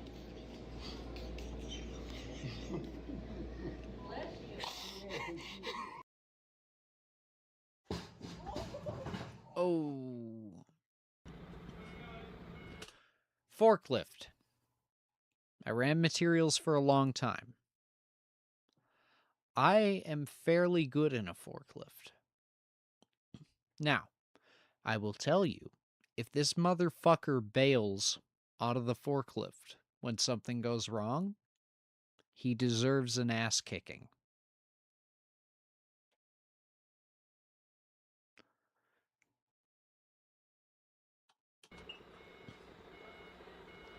Now, he's turning around. If he's asking for a spotter and he's not getting one, that's, first off, the fault of this asshole filming instead of helping, but also the fault of the operator for doing the task without the necessary spotter. Like, legally speaking, it would end up falling on him, but not solely. Get ready to bail. No, do not fucking bail. He doesn't bail.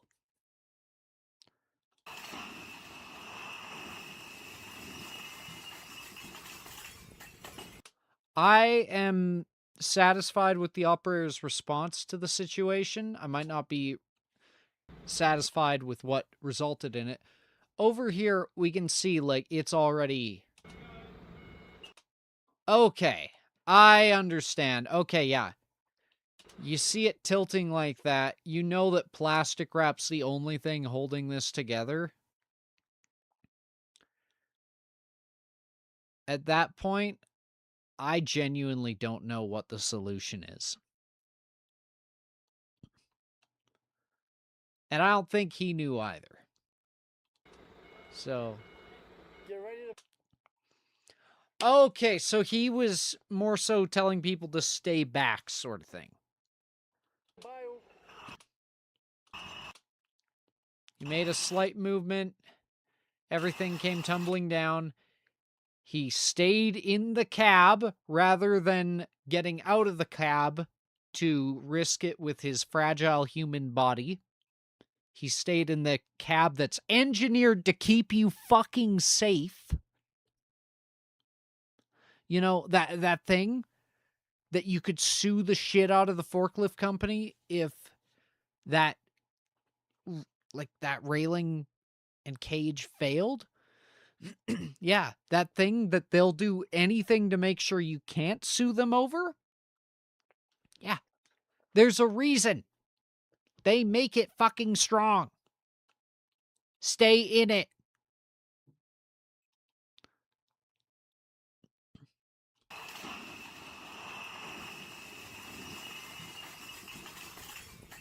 This asshole telling him to bail. Yeah, go jump out to the side on this broken glass with more raining on top of you. I would say I don't know why that pisses me off. I know exactly why that pisses me off. Also, if you bail, what's stopping the forklift now? Because I promise you, when that stuff started falling, he didn't just chuck it into park. You don't really have the wherewithal to do that.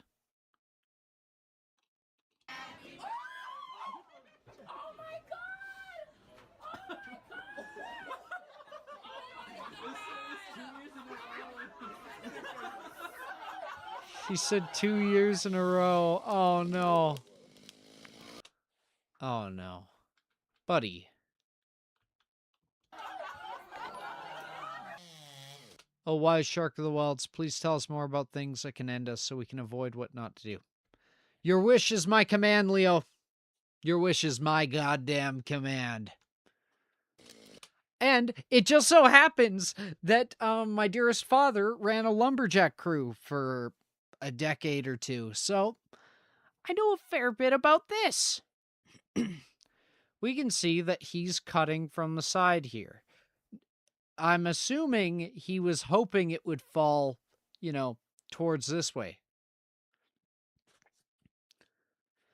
And of course, if you just do a straight cut, no.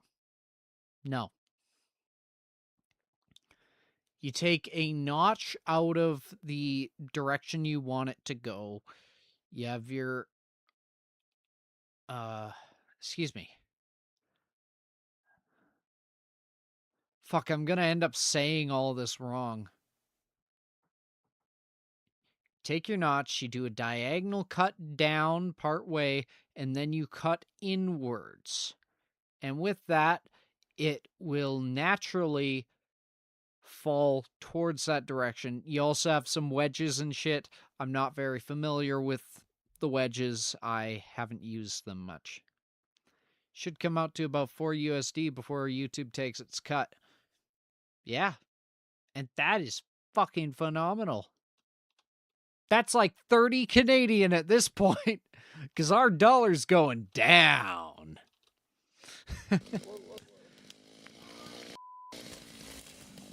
Also, pro tip. When you see that falling towards your house, of course your first instinct's going to be to push it. You're human. It's gonna happen. Once you fucking regain your senses, please remember that that tree weighs significantly fucking more than you. You have no leverage from your current position. You aren't going to do shit. What that tree will do is remove your teeth. This man at least was wearing a helmet. Like, he understood that there was danger. He might not have fully understood the danger, but he was like, this is something that can go wrong. I want to see if I can protect myself at least a little. And I respect that. It's still foolish, but this is a much better way of going about being foolish. If you're going to be dumb right. Like, he kept his distance with it, trying to push it to the very last second. And when he fell... Watch out. Okay. The tree is a danger. It's the wood who knocks. Like, I do appreciate that he stood right back up afterwards. And, hey! Jim's here! Fuck yeah! How you doing, bud? We were going through WELDS, and now we're just going through workplace safety and little incidents like that. And I talked about some fairly graphic ways that people can die in my industry. It's unfortunate. But that's the nature of it, painfully. No, depend. The rotating equipment, yes. The electrocution, it will be over before your body has the chance to comprehend. And if it's not, it's a one-way trip. Like, hitting a power line in a piece of equipment. Hey, they respected privacy laws. Nice. Oh.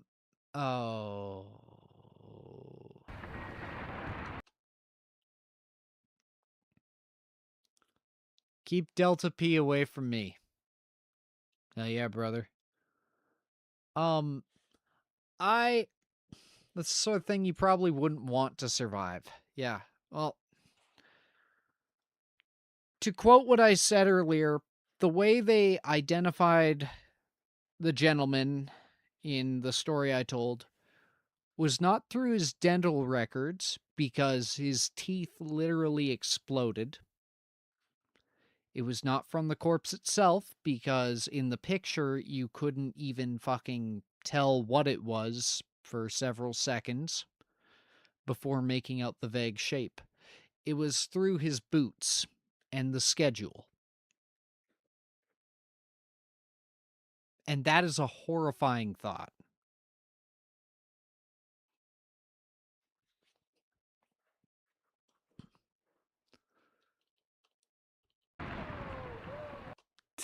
This I'm not an expert, or I'm not even remotely qualified, on demolition. So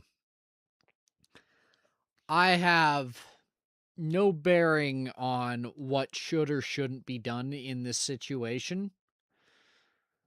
I would feel that if there's ever a time to get a permit for demolition explosives of any sort, this would be it. Hitting it with an excavator and trying to run out of the way of it. Oh no.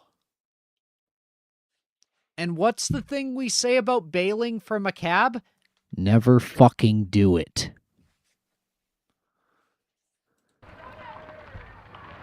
And ooh, yeah. That is survivable. We can see from this, the cab is not crushed.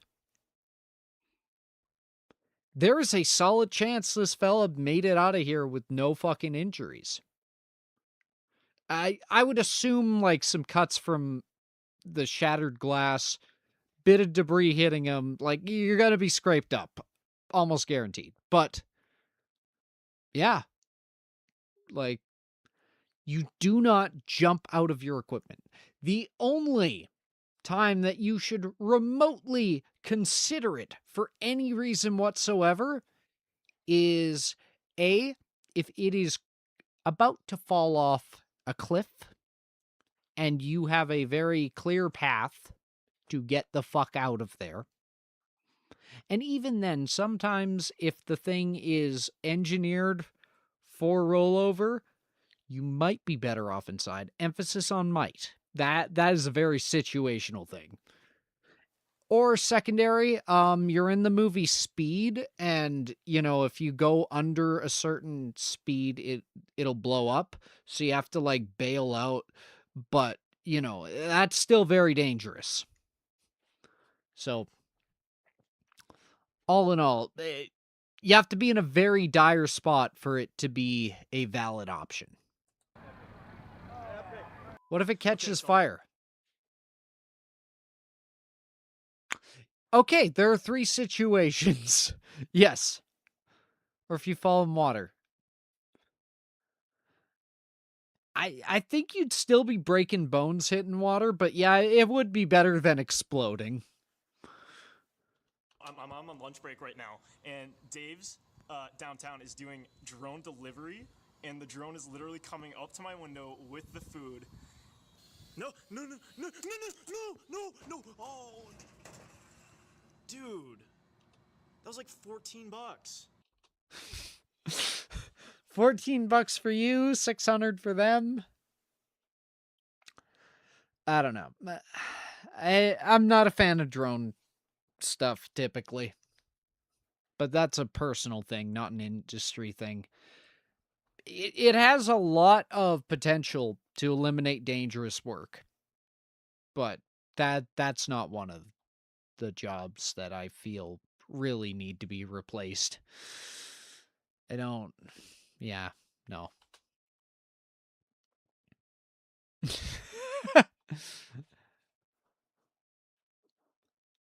If it catches fire while a structure is falling onto it, while it's on a structure that's sinking into water, then you would stay in it because the water will put out the fire.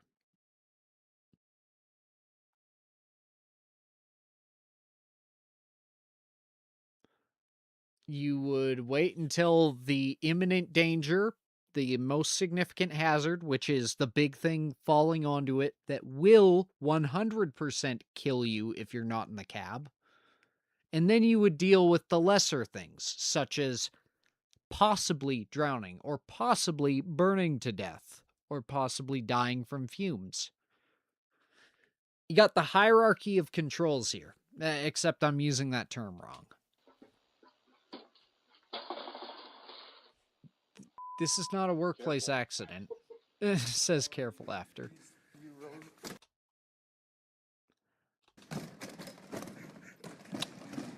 This is what we call reasonable cause for murder.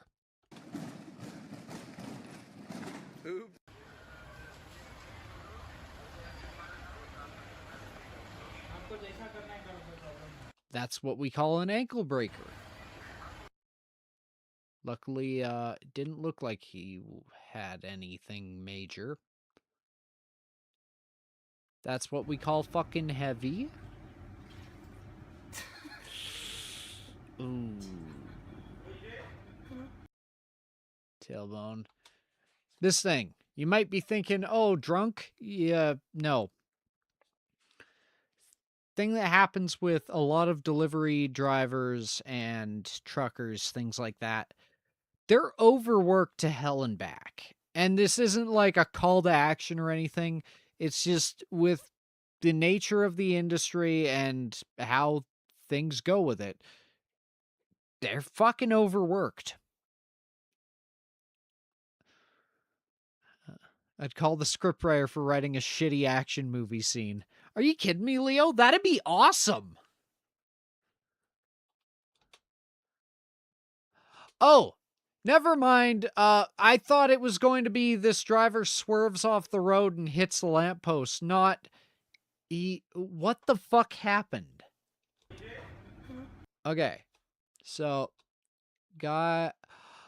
driver goes to the side, bumps the lamppost. Passenger isn't wearing a seatbelt, falls out, does not get run over, thank fuck.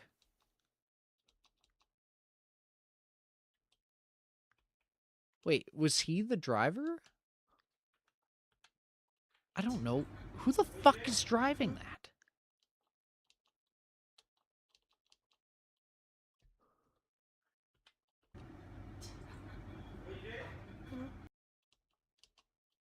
Because we can see the lights go on for braking.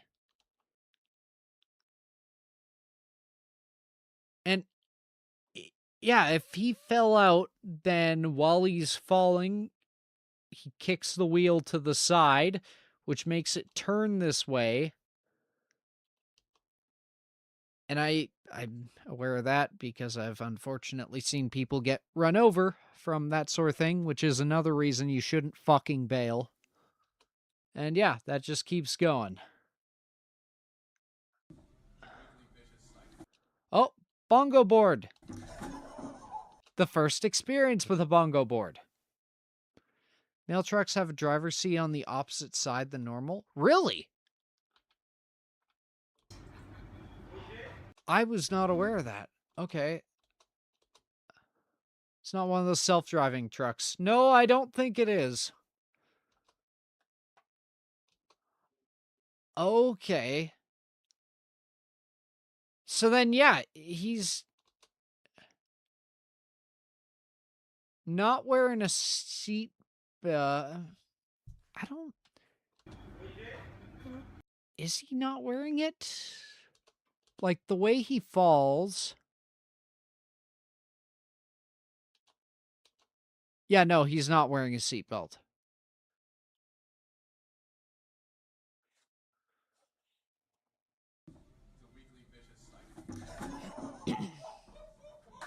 That guy in the background is so fucking happy.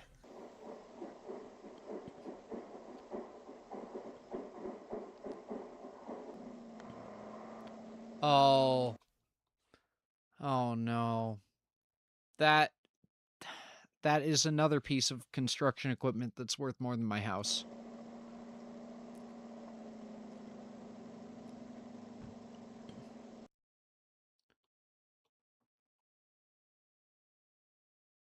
Phone blew up. Electrical fire. Good, good. Put it out properly. Okay. So we're seeing the aftermath of a forklift accident. For any of you coming over from Jim's stream, I am forklift certified. I've used one for quite some time. What the fuck?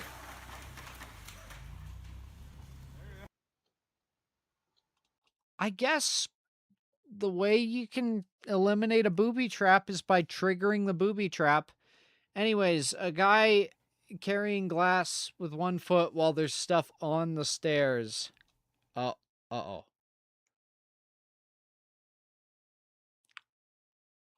I hope he's wearing gloves. I really hope he's wearing gloves. Please be wearing gloves. Okay, well, it seems he moved his hand.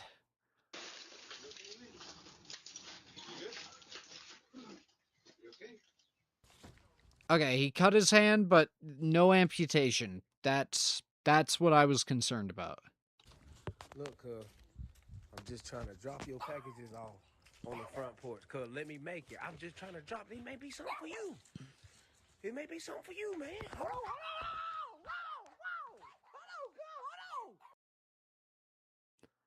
Don't show the little guys fear. Show them dominance. Punt that fucker. I'm gonna have another drink of water.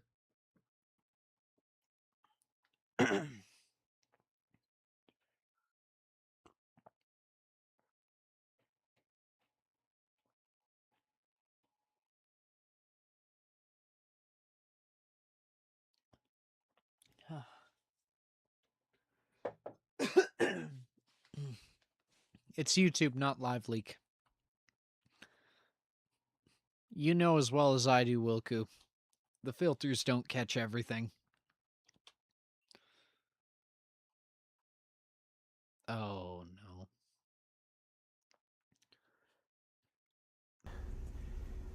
Oh, no! Never stand on stack tires. Yep. And not just because you can impale your nuts.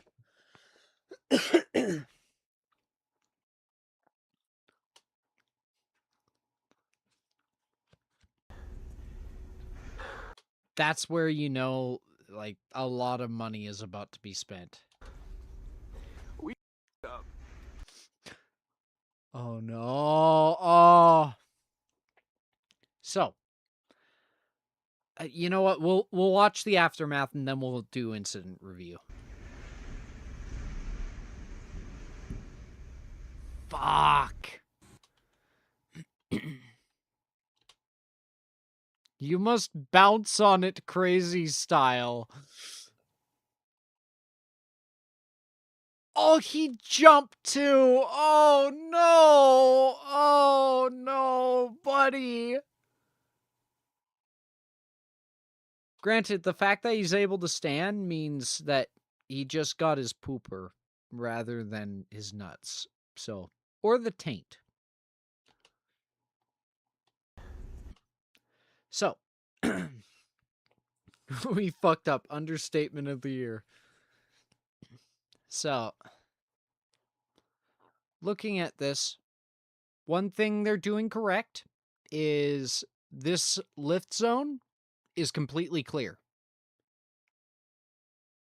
Now, granted, I would want these trucks moved because I'm paranoid of the crane tipping forward, just because that is something I've seen in person, and it can be very non-pretty.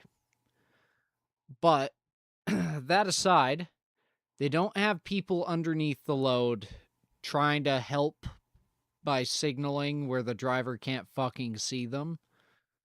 Like, they're doing that part correctly. What I'm seeing here is they've got what looks like 1, 2, 3, hopefully a fourth thing, 4 points of contact. And where does this break first?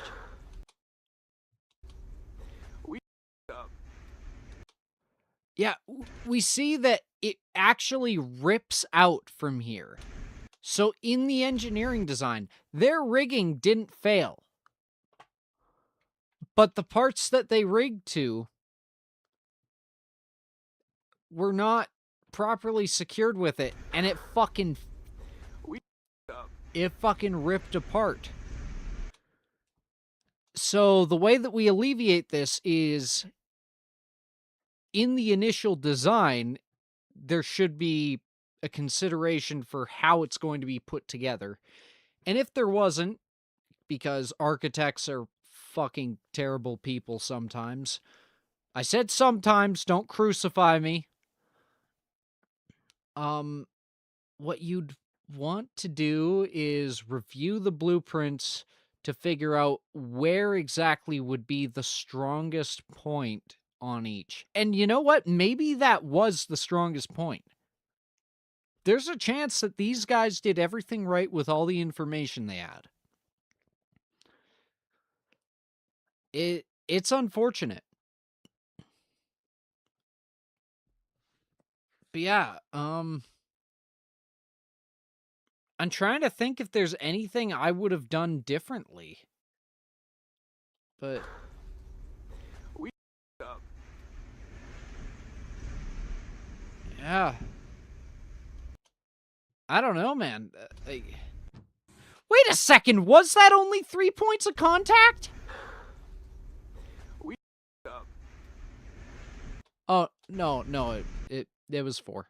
It was 4. But this is still... I feel bad for this. Somebody's getting fired for this. But that's the problem. Like, I don't know who's actually at fault here. Like, who the fuck would you fire? The foreman because he's the foreman and it's his crew. Well, I guess, but like, are you gonna fire the crane operator? The crane operator didn't do the rigging. And while in theory you're supposed to check things, it's not practical to have the crane operator get out and rig every single lift with the guys. Granted, I assume you'd only be bringing this big crane out for this lift, so maybe. But I guess legally speaking, the crane company would be... They would take most of the blame? Question mark? It really depends on the contract. Yeah.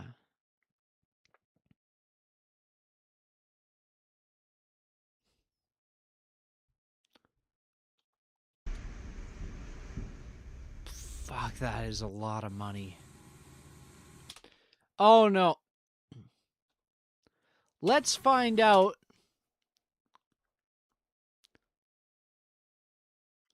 What do you think is going to happen? Roof wasn't engineered to carry its weight suspended. I imagine a call was made to pull it via crane as opposed to deconstruction. I mean, they got to deconstruct it.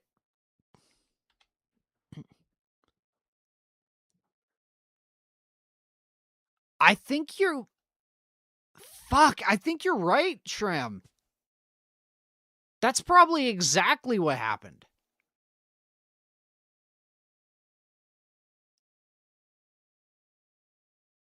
Yeah, put it together all on the ground and then figuring, you know, we can just fucking put it all together, save money on the lifts by just doing it in one big lift. Because that is something that happens in pretty much fucking any industry. That makes sense. Fuck, that's probably exactly what happened too.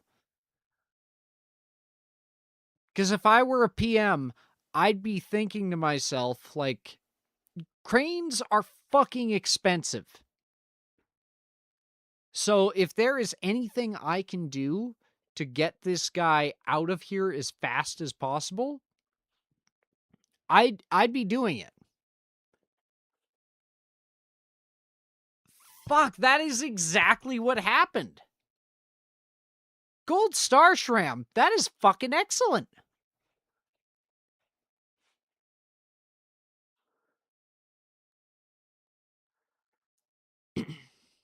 Excuse me. We up.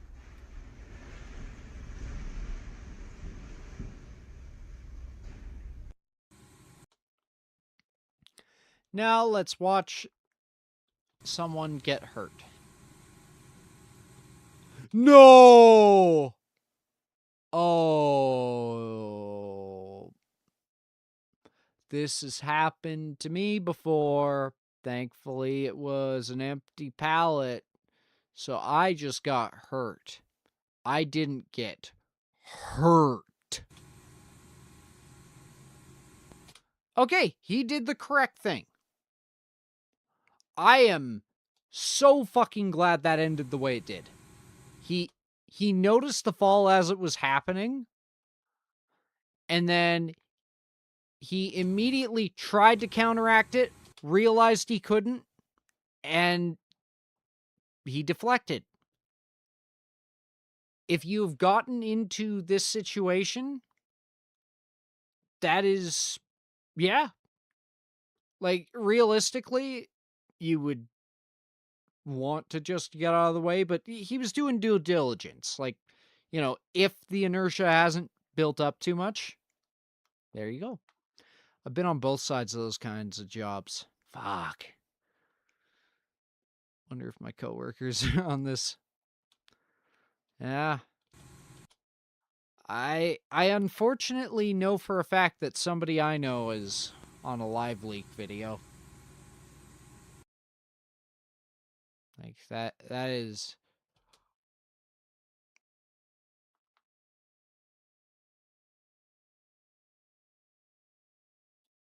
Did I ever tell you about the time that I was secondary circumcised with a buffing wheel?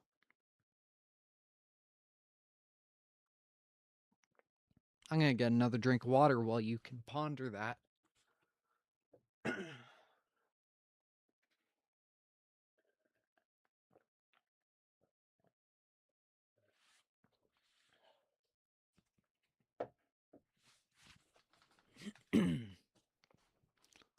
Yikes. Oh, it's... What was that? Alright. So, story time. Let me just put on some music. I remember the story, but there's new people. Yep. I love to talk about it. Ah, bloody aftermath. That's what I had. Good thing sharks have too, right? Unfortunately, I am a shark man. Okay.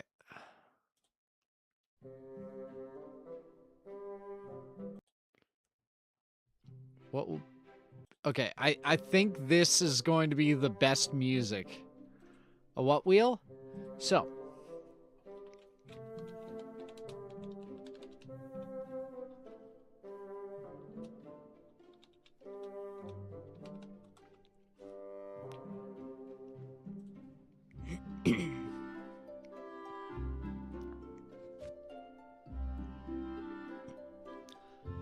Story time.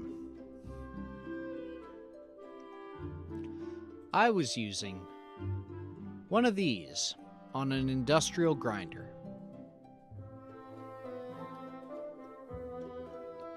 Now, one cool thing about buffing wheels is that as you use them,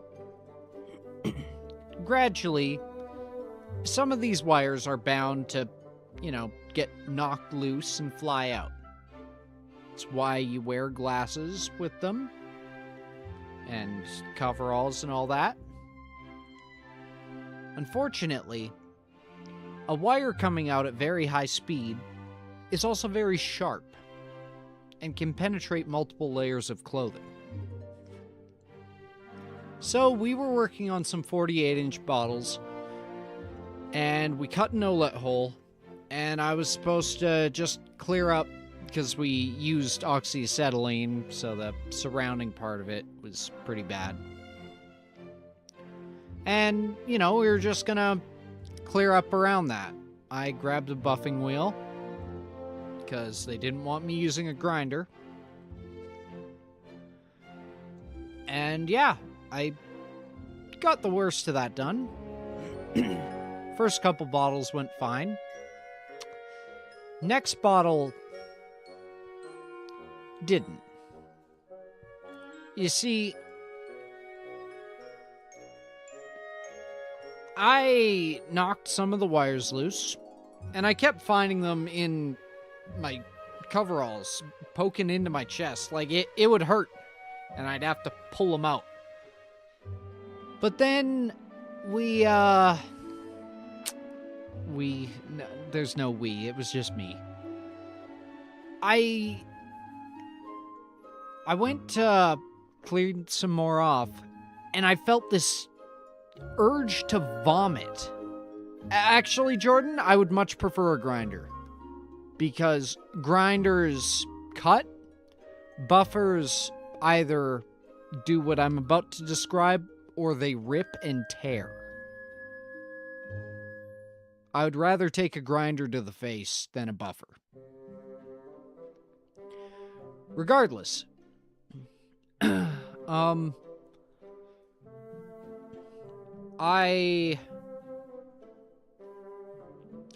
I felt the urge to vomit, so I put it down, and I tried taking a step back, and something felt wrong, and my legs hurt. I looked down, and I noticed there were a bunch of wires trailing down my pant leg, so I pulled a bunch out, and I was like, you know what, fuck this, I'm going to the break room. I sit down, still feeling the urge to throw up.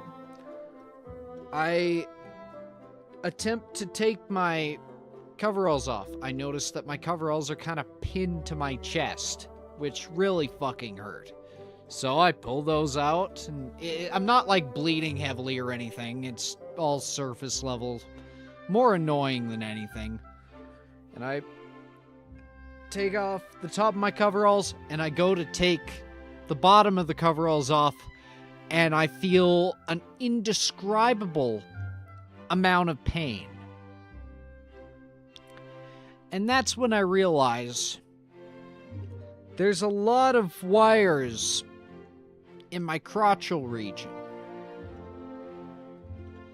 So I go pulling those out, and most of them haven't reached the body. Like, I'm wearing 4 layers of clothing. It was in preparation for something like this, but unfortunately, those things shot out pretty hard. And I eventually go to pull one wire out, and it doesn't.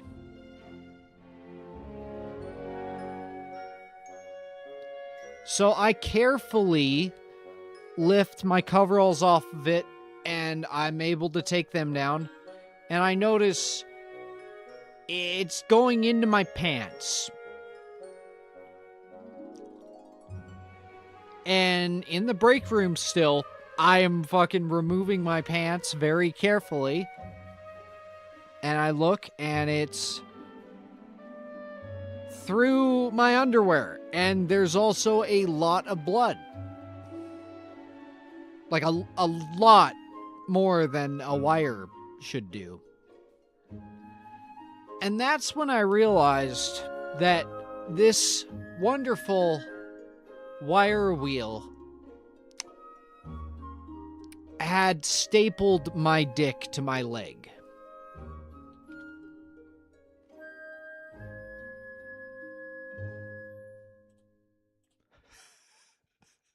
That ended perfectly.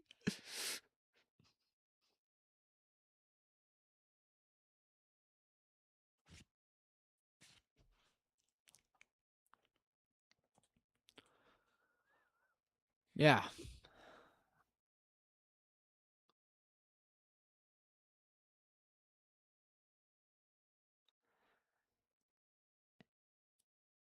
I'd like to say no permanent damage. There's scarring. I won't get into very, a lot of detail, but yeah, it's not great. So typically, I'm not going to be sleeping tonight, Shark. If it's any consolation, Jordan, I can still pee. Wasn't there blood running down your leg? Yes.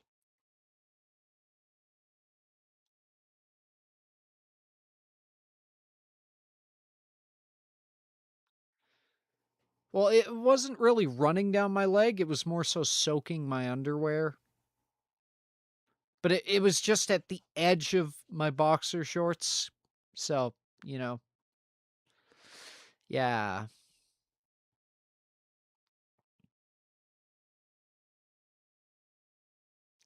It's very unfortunate, I'll say. But everything does still work. All features are as advertised, so, you know, I can't claim it's a manufacturer defect. But, you know, it's not a great situation. I don't recommend it. At least it wasn't your berries. That is very true.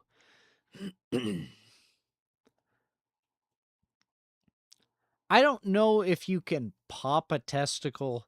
I'm gonna stop that right there. Okay. I would like to formally apologize to my entire male audience. I'm gonna take another drink of water as we try to pierce the neck, head, middle, head.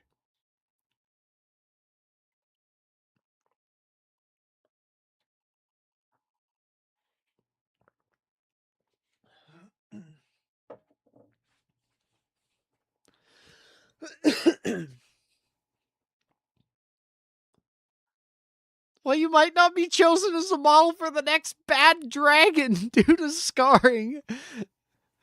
Oh, God. Oh, no.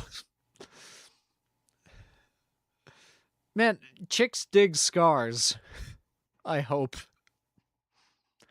The shark can still satisfy all of your respective mothers. That is true.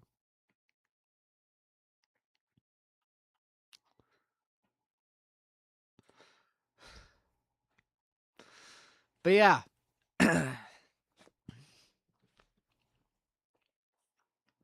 I am fucking terrified of buffing wheels.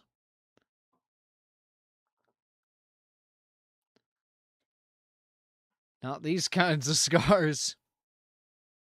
Well, shit. Also, I've cut my glasses in half with a grinder shooting back at me. And that's why you always use a guard on your grinder. Excuse me. Always use a guard on your grinder. No exceptions. Unless it's like, oh, I really need to get in this one spot because my welding inspector's a dick. Like, maybe at that point, possibly. But I don't recommend it because, fuck, man. That shit is terrifying.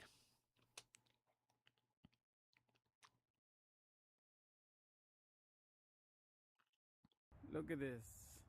Going. Oh, no. Buffing wheel to Buffy the Peener Slayer.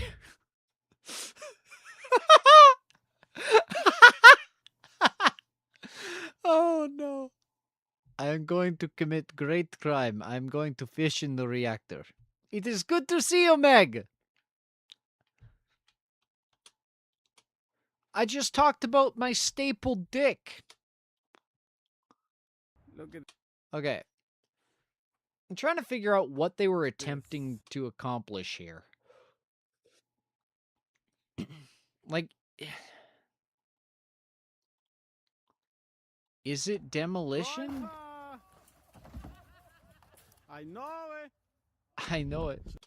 I'm sorry. Did I not tell you about the time that a buffing wheel circumcised me for the second time? And stapled my dick to my leg? I'm not going to retell the story. I don't want to horribly re-scar everyone else. I'm scarred enough, both physically and mentally. But, you know. So we decided to put a inner tube on the exhaust. No, the fuck you didn't. Oh, my comment got blocked. Oh. I'm gonna quicken.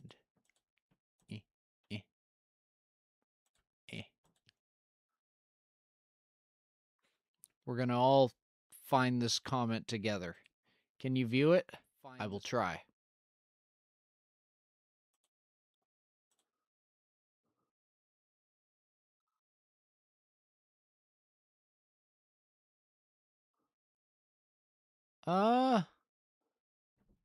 No, apparently I can't.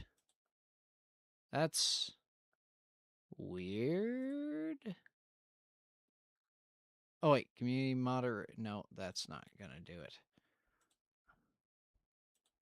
Moderation activity. There we go.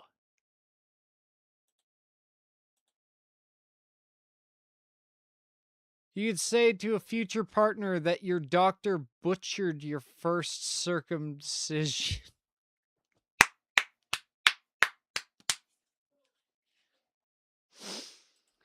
Oh, that's funny. That's fucking funny.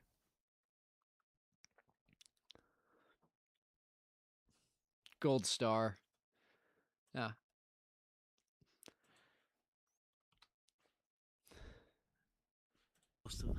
Lad from work, he's got no clue. See what happens.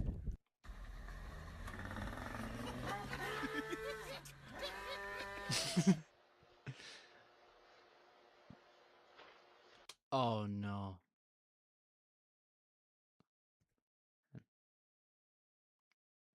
Yeah. Meg was assuming the worst that just came in.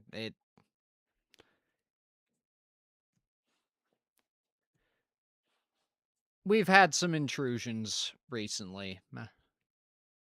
You're with us. Yeah, we're still a little on edge. My apologies, Sonic.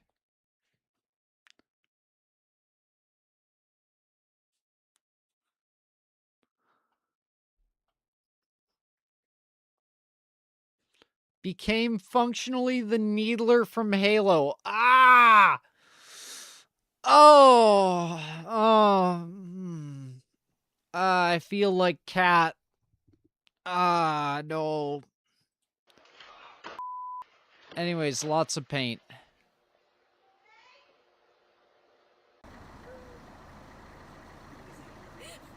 Uh-oh.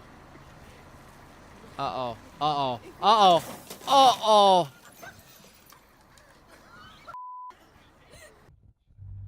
Uh-oh. I don't like dash cams. That's about to hit that. This is the part where... That wasn't paint, that was varnish. Oh. Fair enough.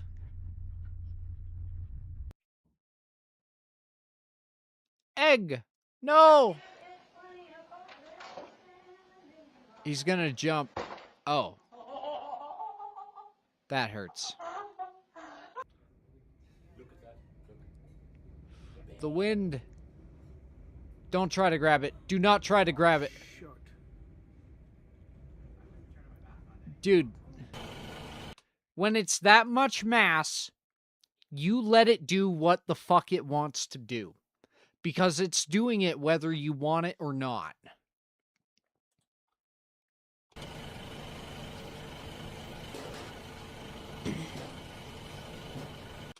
Take the shot. If you feed it, it will come back. If you shoot it, it won't. That is a bear. That is indeed a bear. But if the government asks, there was nothing there.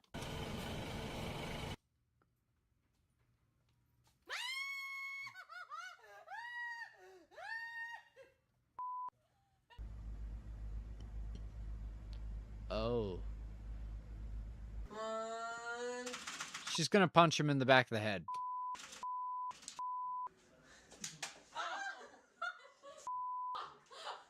Maybe it's taking fish to her cubs.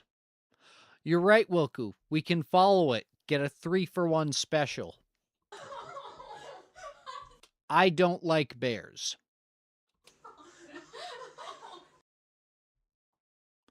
Why is there...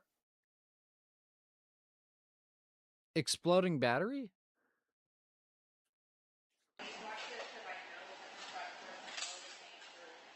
Packing peanuts. The peanuts have been packed.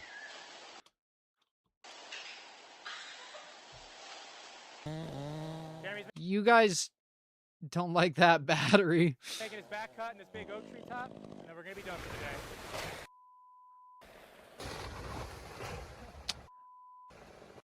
Oh, no. Okay, that's what we like to call a big fucking problem.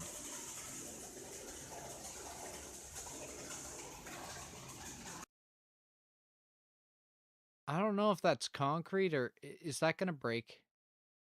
No, it's going to fall and he's going to land. He didn't land on the sweet spot. Is that cement? I think it was.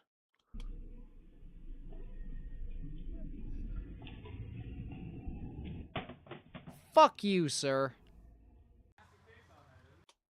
Was that shit? It was either cement or human feces, but I think it was cement. Looked expensive. Yeah. Oh, using light bars as fucking lightsabers. This is fun. Never mind, that's not a light bar. That is legend. Wait for it. Dairy. Fuck you, man. Don't make a mother reference. I think I'm having a fucking stroke. This is not safe. I definitely totally haven't done this. I definitely totally haven't done that either.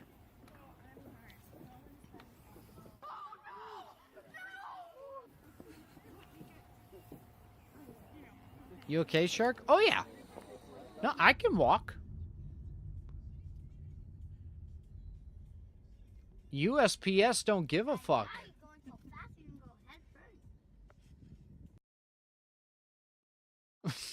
Uh-oh, it's gonna fall. It's moving! You're letting it move! You had so much time! Oh. That hurts the soul.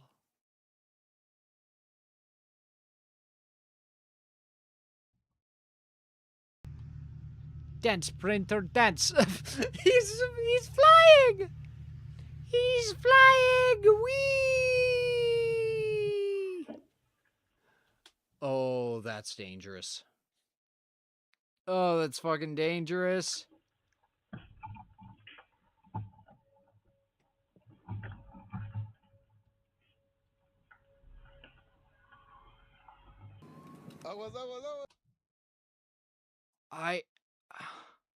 I don't think the driver noticed.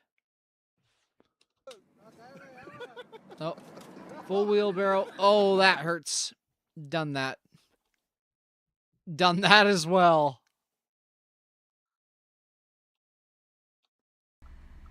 Glass blowing is one of my favorite art forms. That hurt me. Yeah. Oh. Okay, forklift on uneven ground with a load that's fully extended. How fast does he try to go? Oh, yeah. Yeah. The worst part is it's not even operator error. It's just that machine can't lift that weight and move.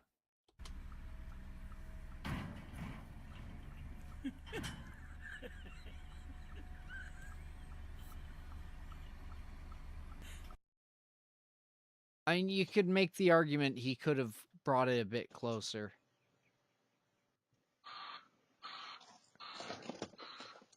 Oh!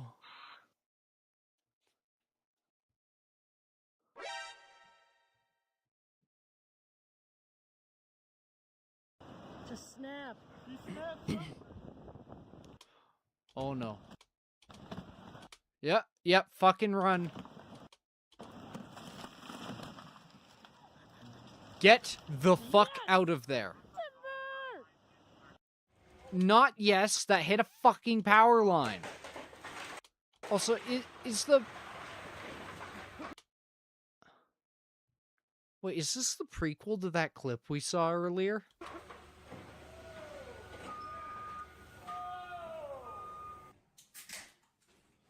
Oh no! I love these. Oh no! Here we are. You can even see the fucking drywall patch. Like, they're just so ready. Oh yeah!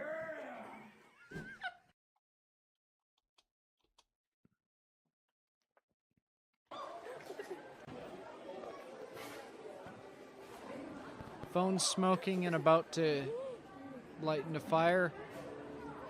Use tongs!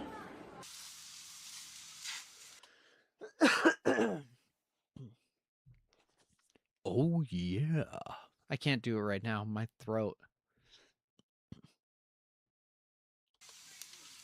Now, the cool thing about those nozzles is that you gotta be trained.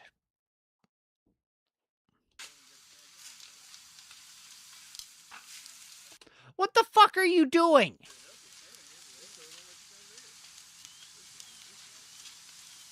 You shoot at the base of the fire. You want to cool it down. You don't shoot above. I was thinking it was going to be, oh, he sprays and it, like, jerks him back and he falls down. That flies all over the place like a fucking tube man. But no, he's just, yeah. Bullseye. American flag. I don't understand. This has always been a pet peeve of mine. I don't understand why people have their country's flag in their front yard if they're currently living in that country.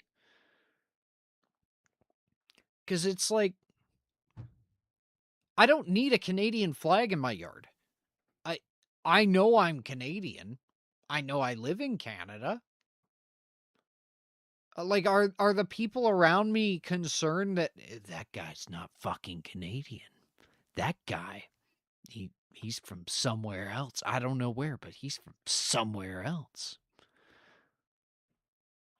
Guy needs to, clean his mask. You're right, actually. That could be that's a very good point.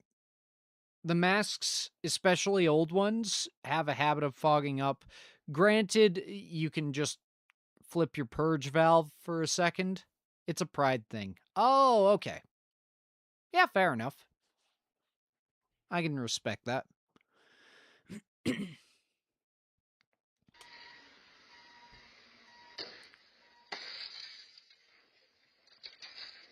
How dare that non-specific FedEx truck...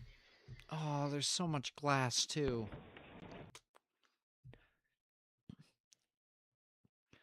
I like how we have 3 different answers to it. It's a pride thing, which, you know, that's valid. American patriotism is fucking stupid. Like, some people just have to let everyone know they're... I understand where each of you 3 are coming from. And in a way, I agree with all 3 of you. Which is a strange thing to say, considering it's almost completely separate perspectives. But, you know, like, it's okay to be proud of where you're from. I mean, it's okay to be proud of who you are. Nothing wrong with that. I find it tacky, though I openly dislike my country for reasons I can't get into. That's valid. Like, I'm of the whole, I'm proud, but I don't need to display it personally, but yeah, I don't know. Bottom line, it ain't hurting anyone, so there's no problem with it whatsoever.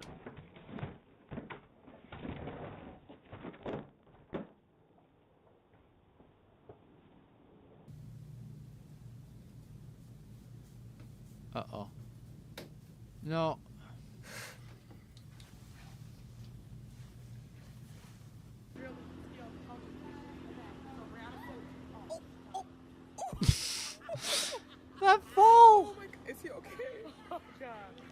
To each their own. Yep, that's all it comes down to. And I do appreciate, I genuinely do appreciate that we can have these different perspectives here, but still coexist like that. You know?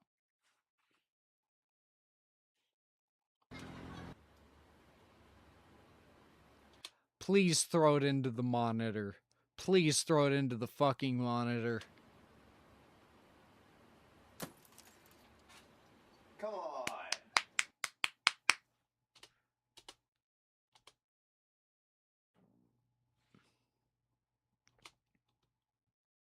Hell yeah. Uh-oh. Uh-oh. No! Don't Tokyo Drift!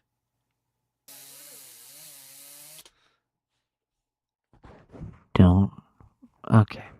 You guys are gonna get some ASMR from me. It's not happy ASMR. It's fucking frustrated ASMR. If you are going to cut a tree and you want to control the fall of the tree with ropes, you need to be drug out into the street and fucking... I can't advocate for someone's death, so you need to be drug out into the street and publicly insulted.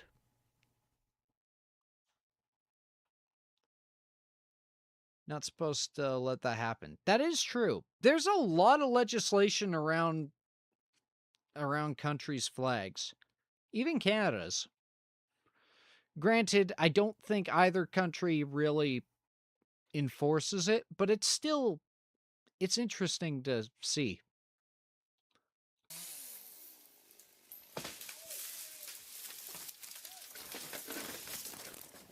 Look at how much good that rope did. Seriously? POV. Angry Shark Man gets pissed at incompetent woodcutters. Yes. Or at the very least, inexperienced.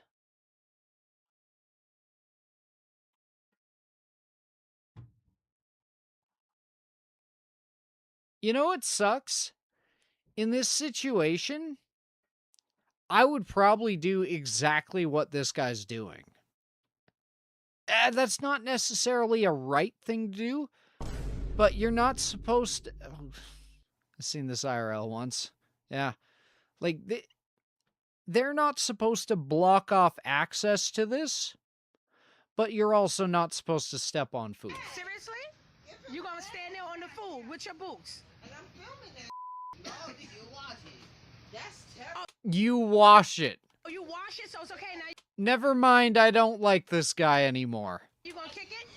Okay, that's the cookie. Please don't buy nothing.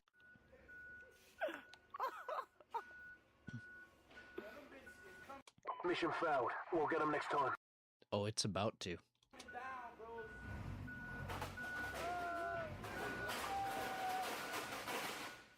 Notice how the driver didn't bail out? Because he's not a fucking moron? Sorry. Hey, Si, I can't get this downspout off. I need some help. Excuse me. What the fuck? What is that made of? What the fuck?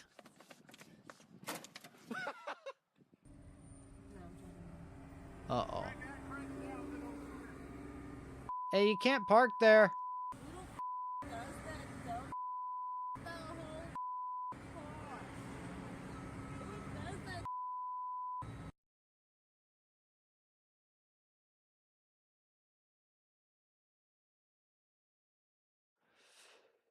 Did he break the TV? Did he break the TV? That is the question. Apparently not. I'm making my prediction. He's gonna bump this because I know, driving a Honda myself, these things, you hit them with enough force, it just falls on you.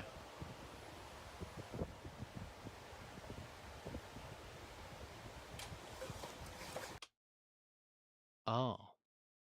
We need hood to head. Yeah, that's what I was expecting. We need ASMR Peddles talking about video game lore. Which video game, though? That's a good idea. But which video game? I can't do Dark Souls. VaatiVidya is just better for that.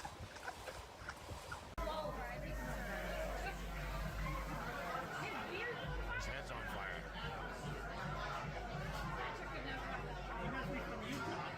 Must be from Utah. Sonic. Halo. Yeah. Star Fox. God damn it. All of those are good suggestions, too.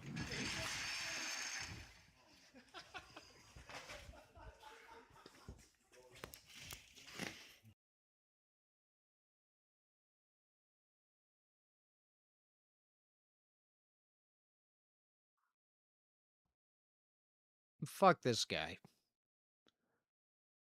I say that knowing how overworked postal workers are. Like, I'm not even asking you to take pride in your job. I'm just asking you to not fuck it up like that. Sonic Lorielsa get into IDW Comics. That is true.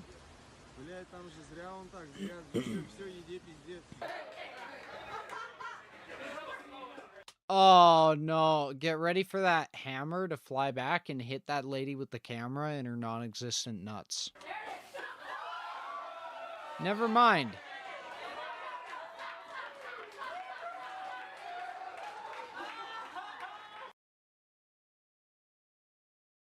Uh-oh. That's a lot of money. I automatically assume when it's a wedding.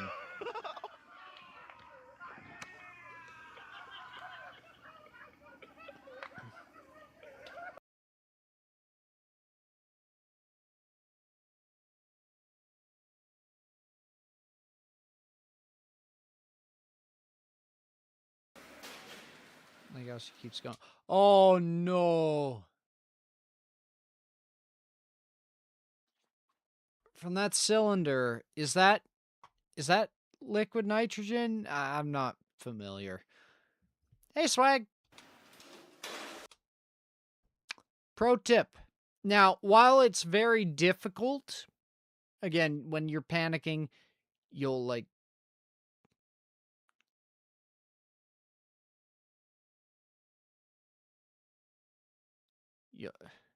look like kegs. It could be, actually. Can you tell I don't drink a lot?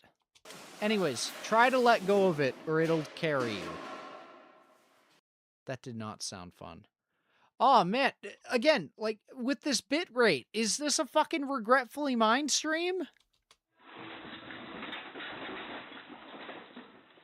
Terrible bit rate and someone fucks up. That just sounds like one of my streams.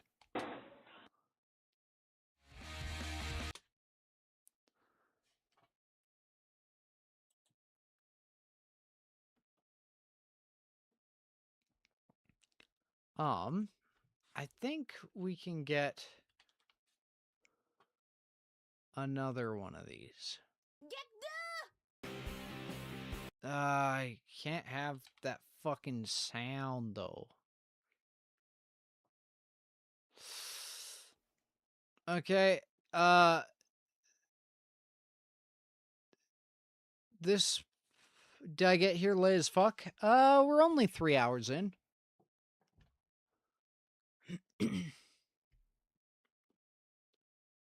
I'm trying to find ones where I won't be immediately, talking about fatalities. Because I really don't want to fucking talk about fatalities.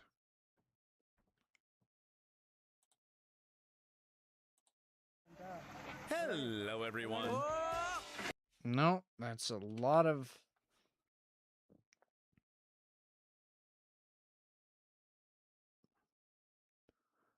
I need... shit. Can I feel it? I can't blacklist a channel from it. I don't want to do fucking fail army, but it seems like that's the most consistent one.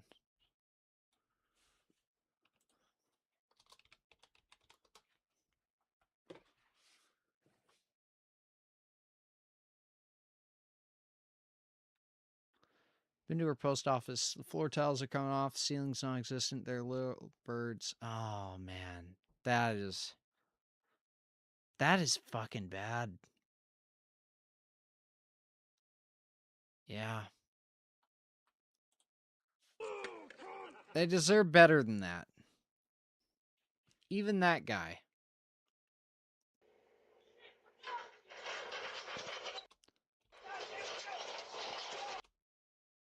Tire chocks, people.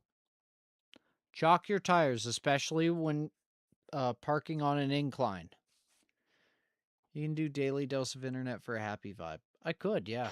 That's a good point.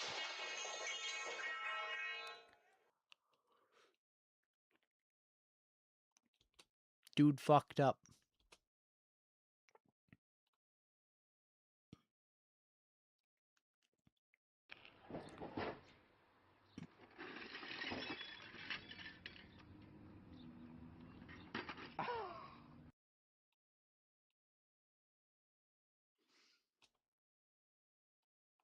How do you do that?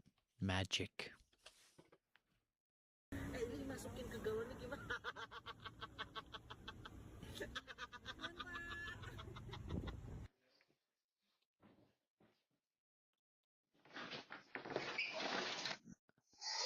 I don't like you, lady.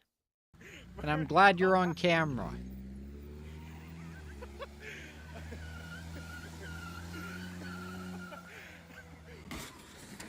I like you, sir, but I'll never fucking hire you. Overhead cranes. I have a lot of experience with these.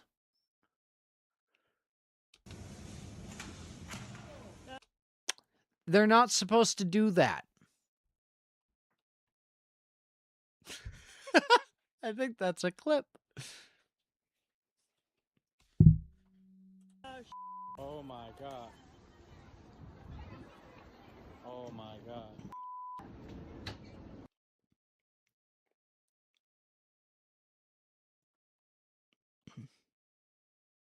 Oh, spray foam everywhere.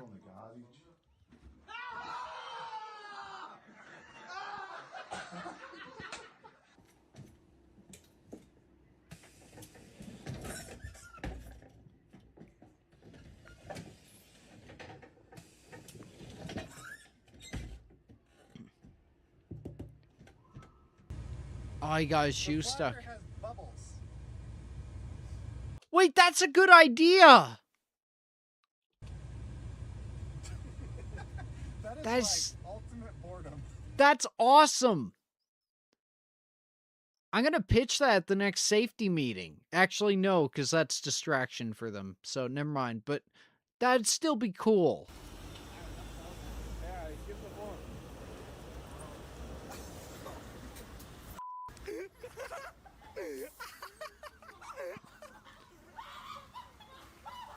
I fucking kidnapped. Environmentally friendly, nothing goes down the drain. There's no chance for any chemicals to contaminate anything. It's beautiful, yeah. Okay, what you do with that, unfortunate...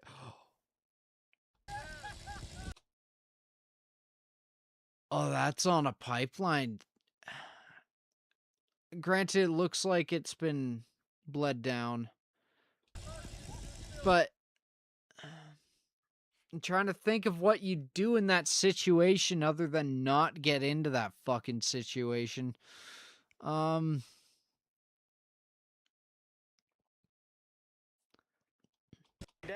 I mean, honestly, probably just wait for it to run out of gas. Go clean the fan.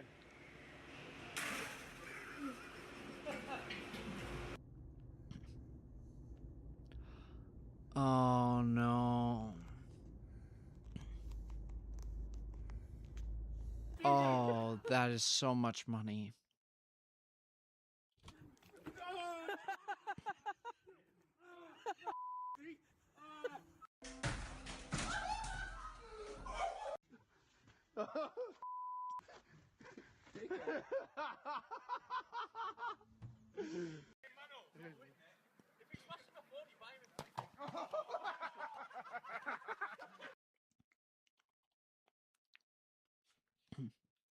This ain't a workplace thing.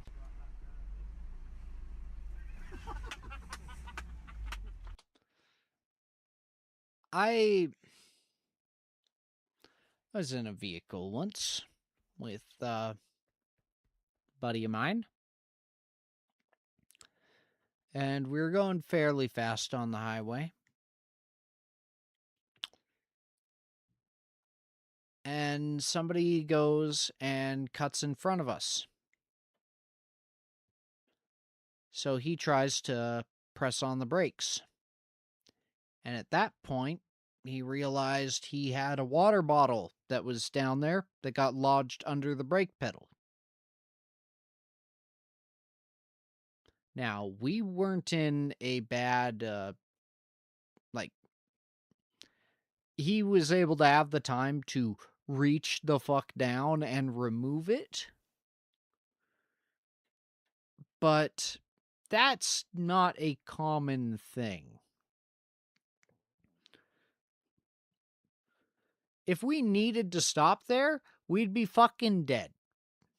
Plain and simple. Because of a water bottle that he left rolling on the floor. I think about that moment a lot. Would getting injured in a ball pit count as a play place injury?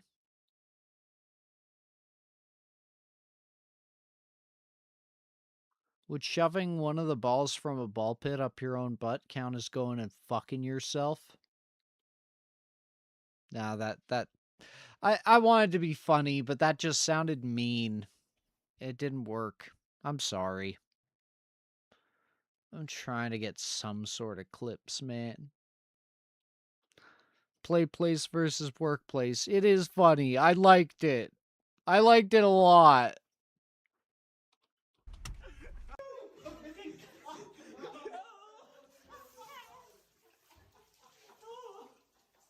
Why did you drill into the wall?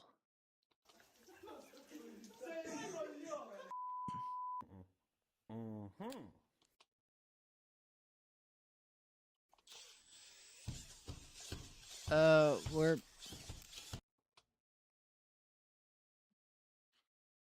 Hey, Crook. Is that person above you one of yours? Because if not, we're probably going to publicly execute them.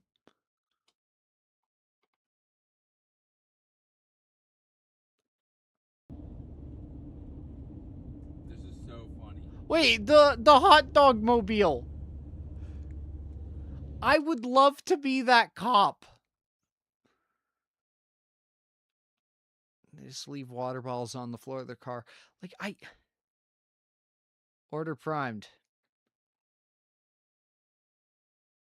But yeah, Crook, we're just going over...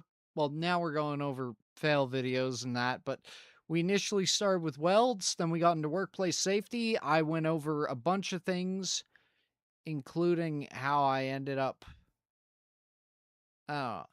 No, Leo, don't encourage that. Don't encourage them. No hugs for them. We beat the shit out of people like that.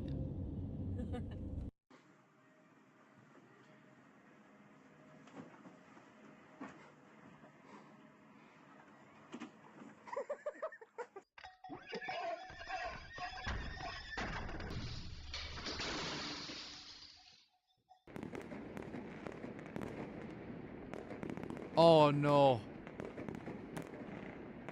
Oh. No, I didn't invite anyone. You heard him, Meg. Take them out. Thank you, Crook.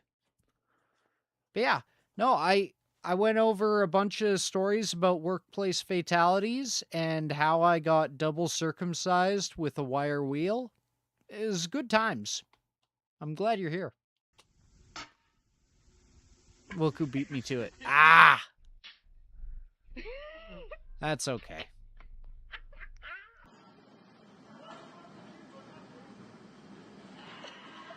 I can't talk shit. I have done this.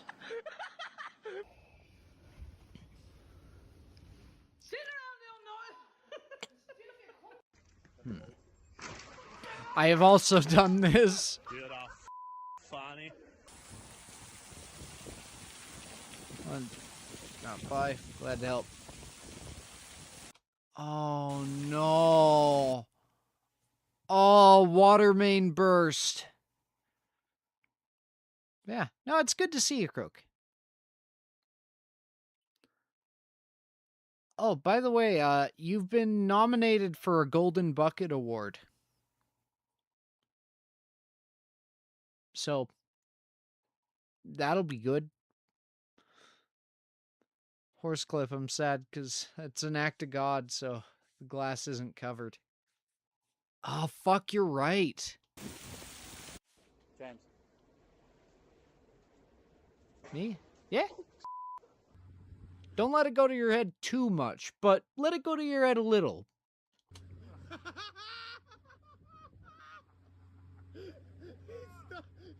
Golden Bucket. So basically, the other year,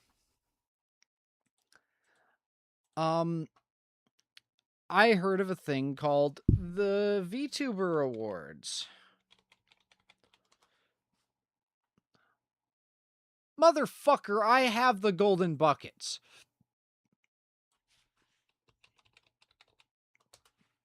Is it the Bucket Awards? Yeah, there we go. Hashtag Bucket Awards. Yeah, I didn't win any VTuber awards, so I made my own. And, yeah, so I just did that. And we went through a bunch of other people, and we gave them golden buckets. I'll make the golden bucket as an animation. Oh, that'd be fucking cool. And yeah, most eggs eaten in one sitting. We gave that one to Kaz Cassidy. Payne, I think, received Best Buddy. Sambael got Best Lore for obvious reasons. And yeah, then we played Halo for a while. And it was a good time. Very good time. Even I got one. Yeah. I have modified the golden buckets to make them only, like, there's a couple more things. Hashtag femboy. Do you still use that one? Not in the title, but I do keep it around because it gets a lot of clicks. These days, I don't really consider myself much, and I don't have the drive to fit into that like I used to. No problem being nominated. It's good with me if I don't win. Oh, I have a feeling you'll win.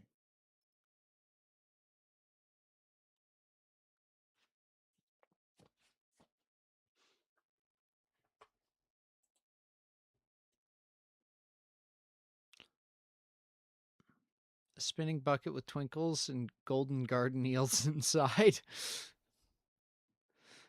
Oh, man. But yeah. Nowadays, golden buckets can only be given to people who are primarily VTubers, adults. What were the other qualifications I put in? Yeah, a way for me to contact them outside of being a dick and self-promoting in their chat. They have to stream things other than just Roblox, Minecraft, or Fortnite. And streamer must be small enough to care about getting a bucket award from me.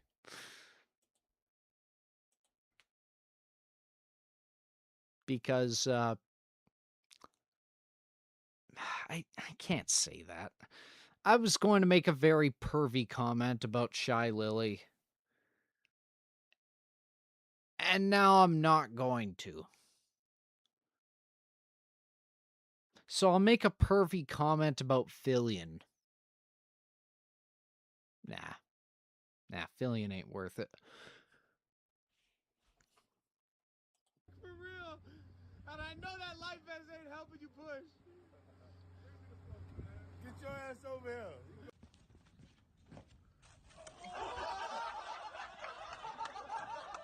I don't stream those games. Fuck yeah.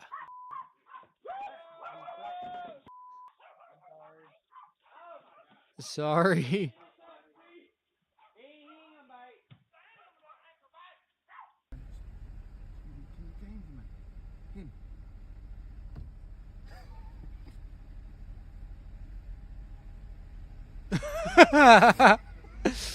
What about Nathan Fillion? I will try to reach out to Nathan Fillion to give him a Best Canadian Actor award, but I don't know if he'll really respond.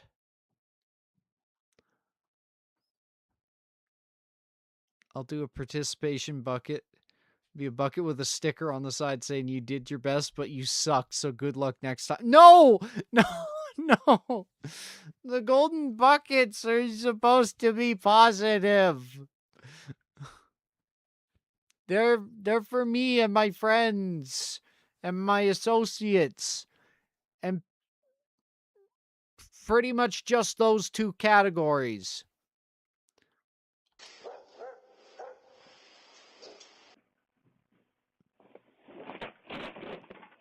Oh, that hurts my soul.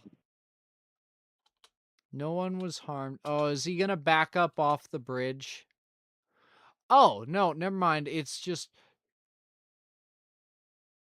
Okay.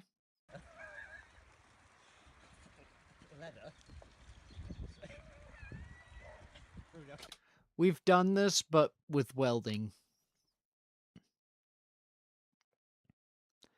It's difficult to convince a welder to cut out a weld.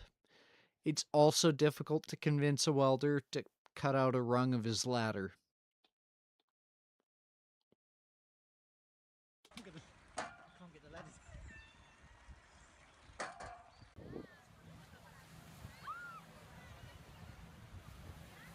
How do you do this?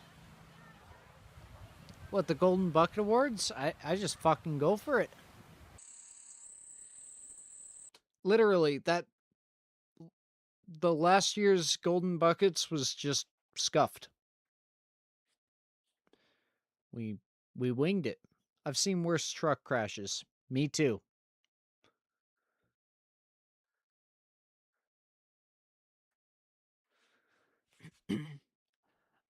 Again, Swag, I will say, if you do want to provide something for the Golden Buckets,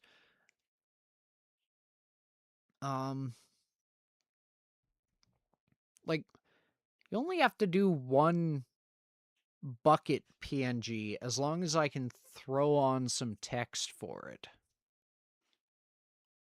And I have to do like MS Paint text because it's beautiful when it's scuffed. Did you do it this year? I'm going to. I don't know when the VTuber awards this year are. In fact,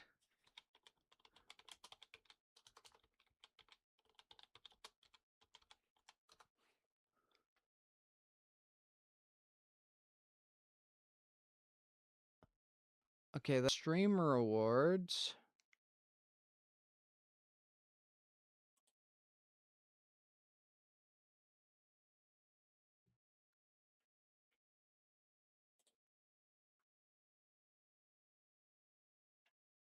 Are they just not doing it this year?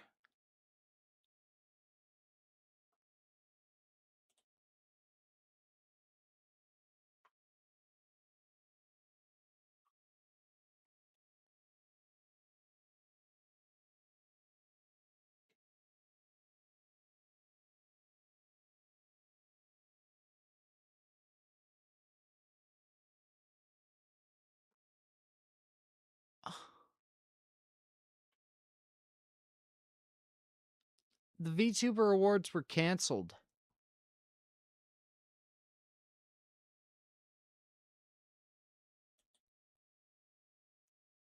then the bucket awards won't be.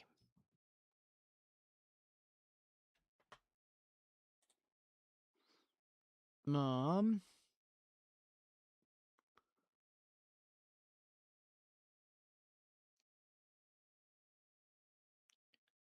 Do we want to do it Wednesday night? I could do Wednesday night.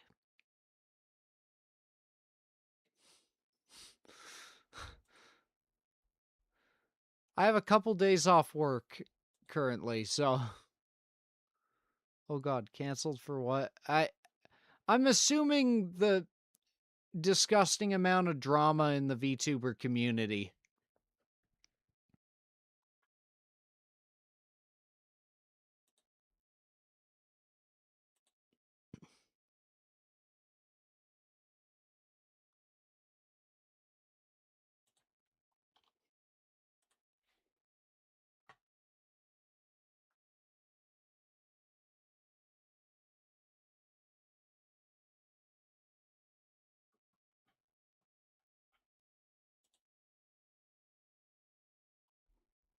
That's one of them.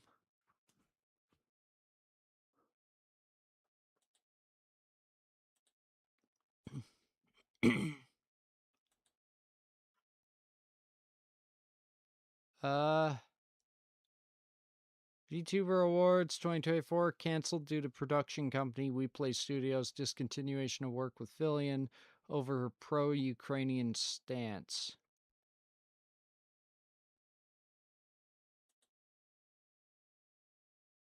What? But then this one says she was collaborating with a Russian VTuber who works for a Russian defense company.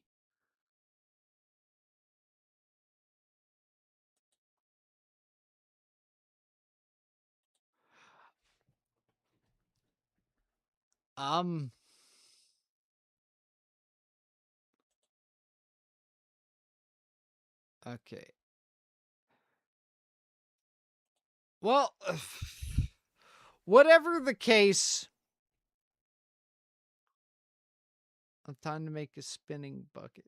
TLDR is that Fillion doesn't screen people and it bit her in the ass. That does make sense.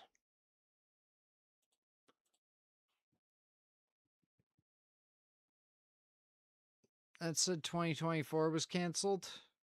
Yeah, I saw that in it, but I don't fucking know.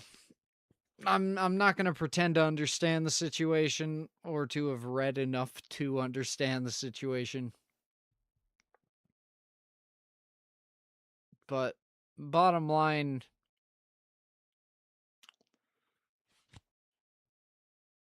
you know what? It's bugging me. Like,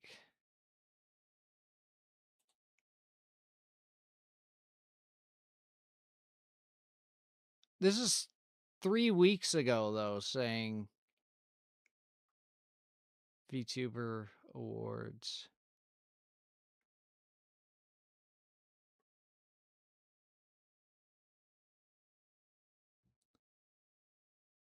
Hmm.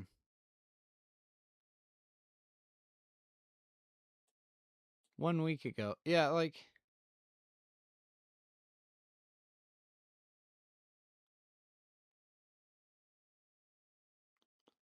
So yeah. I will be your new source of non-political VTuber awards. We're not going to screen people much, but we'll at least make sure that I can't make that joke.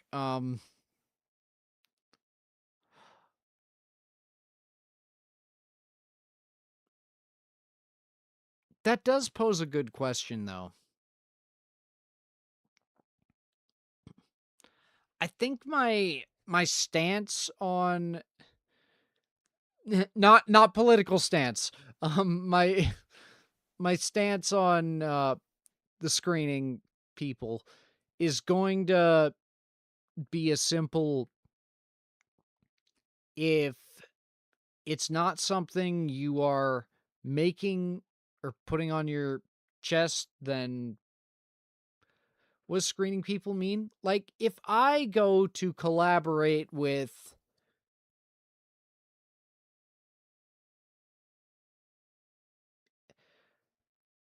Wilku, can I do a hypothetical saying that you're a VTuber doing stupid things?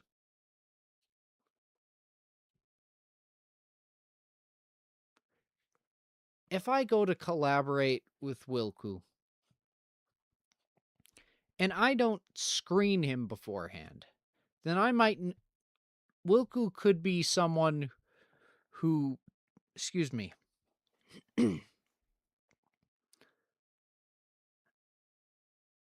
might have made a lot of political posts about how you need to steal people's bicycles or something.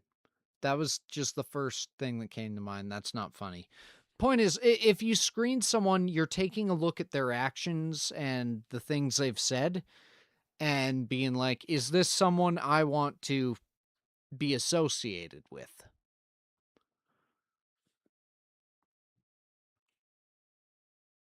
Background check. That's exactly it. That is exactly it.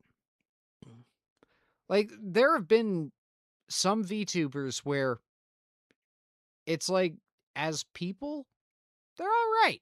But then as, like, things that they've done publicly, it's like, I can't associate my brand with this. Like, I can't. It would either be irresponsible, like, if there's someone who does a lot of NSFW content. I have a largely younger audience, so by default, regardless of how much I might like them as a person and want to work with them, I need to think in my head, like, what am I going to be putting my audience towards? Same with, I mean, I've got a very high percentage of trans viewers.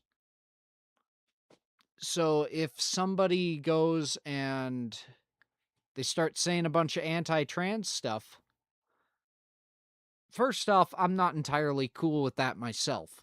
But if I were to put aside my personal feelings, it would still be, I can't associate with my brand with that perspective. Or rather, the question is, do I want to? Spoiler, I fucking don't. But, yeah. And hell, maybe they have a political opinion that I agree with, but I've kept down low, but they make it very public. Then it's like, okay, do I want to publicly associate with this viewpoint? Do I want, it's always a question of liability, and I hate wringing that through the mud repeatedly, but that's what it comes down to. Every time you branch out, you are taking on some liability. That's just the nature of the thing. But every time that I branch out, I am taking a risk. Because if I... Excuse me. If I do a collab stream with Swag, and then in 6 months' time, Swag gets exposed for selling weapons to the Irish mafia or something, then people start thinking, hey, that Peddles guy, he hung out with him, didn't he? Wonder what's up with him. What's his connection to this? And it might just be, I thought Swag was a cool dude and I wanted to hang out with him. I might not have an idea about that. It might not be something that's related to the situation. Hell, it could be something that I considered fine and I could coexist with.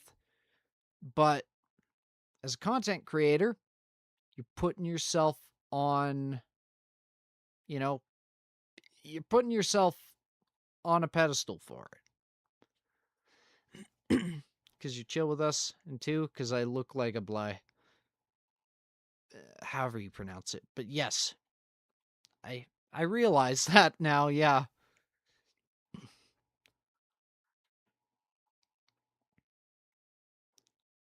I want to make it clear, I'm a very fucking hateful person. But I like to have a good reason to hate someone. And I don't consider something that is part of someone's identity that they can't really change and doesn't harm the people around them whatsoever.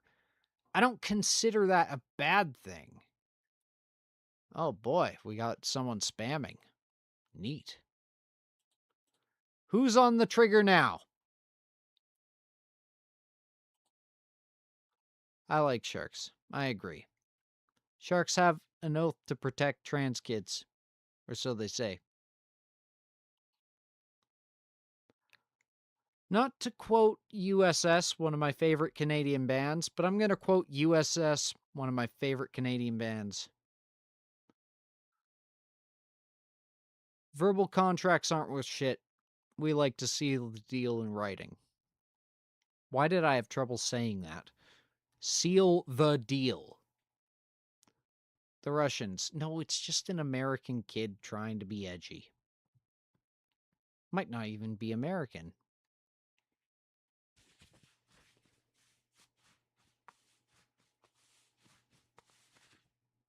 It could be a Canadian kid trying to be edgy. Ooh. British? Australian? Maybe even from Argentina.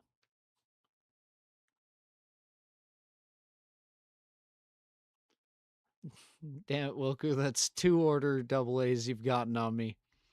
Yeah.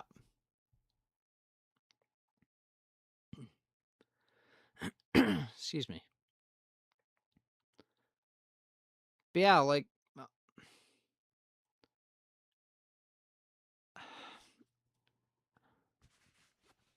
I like how you corrected yourself to still spell his name wrong.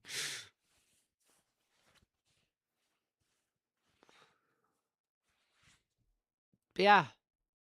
No, it's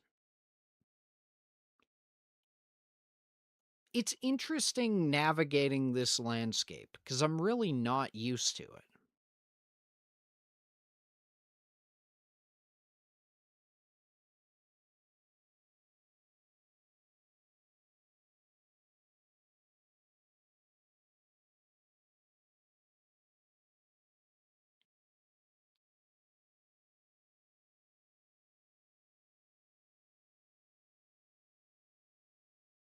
Why did you call CHIBI Peddles, out of curiosity? Well, pardon? Like why this form is called CHIBI Peddles? Or, like, why the shark character's name Peddles? Because Peddles was... the runner-up for names, it came down to 2, and it was either Pebbles or Speet.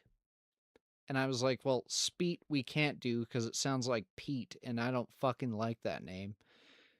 And then, yeah, I was like, well, what does it look like written down? And my one friend, well, wrote it down. But she was dyslexic, so she did Peddles. And I was like, wait, that kind of works. And that was it. That was pretty much it.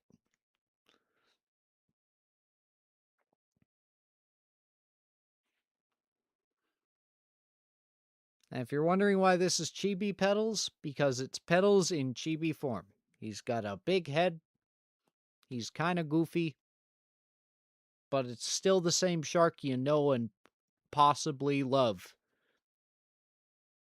Parasocially. Give me your wallet.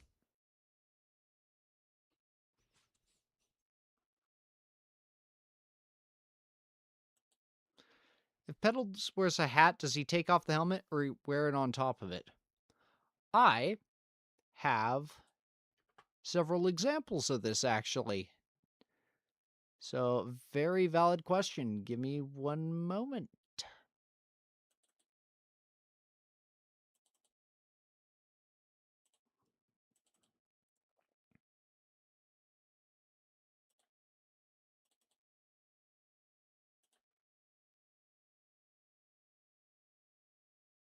I hope that answers your question. I like chibi Peddles. I do too.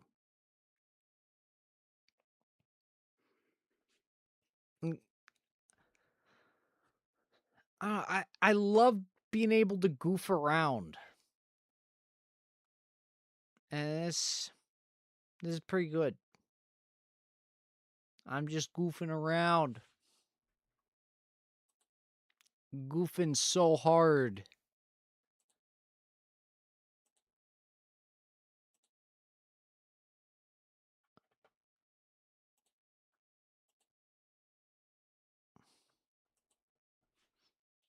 They call me the Goof Master. And if you aren't careful, I'll goof on you too. Wait, no, never mind. Ugh.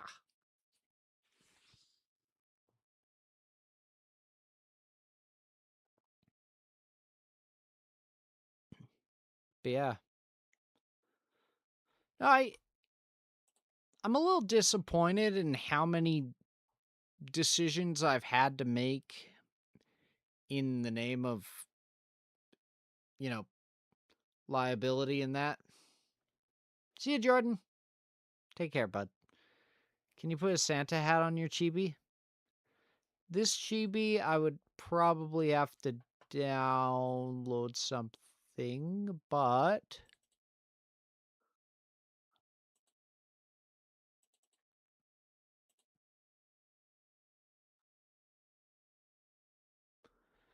these chibi sharks were made by Chill, that's CHIL, specifically on their Etsy account, ChillVN. Highly recommend, excellent to work with, fucking wonderful, wonderful people. Yeah. They really helped me conceptualize a lot of the character and make it into what it is now.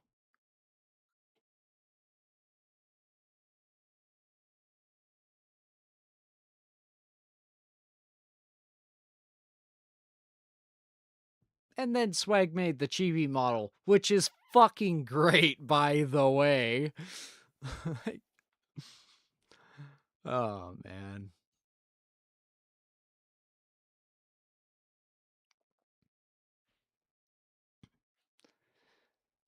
Yeah.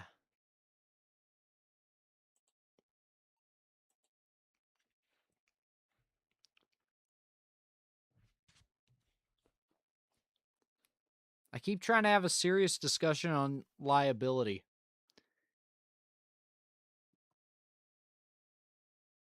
Greetings from the guy, the dude, SGTH. Good to see you, bud.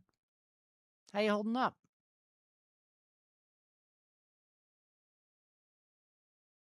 We were just talking about liability.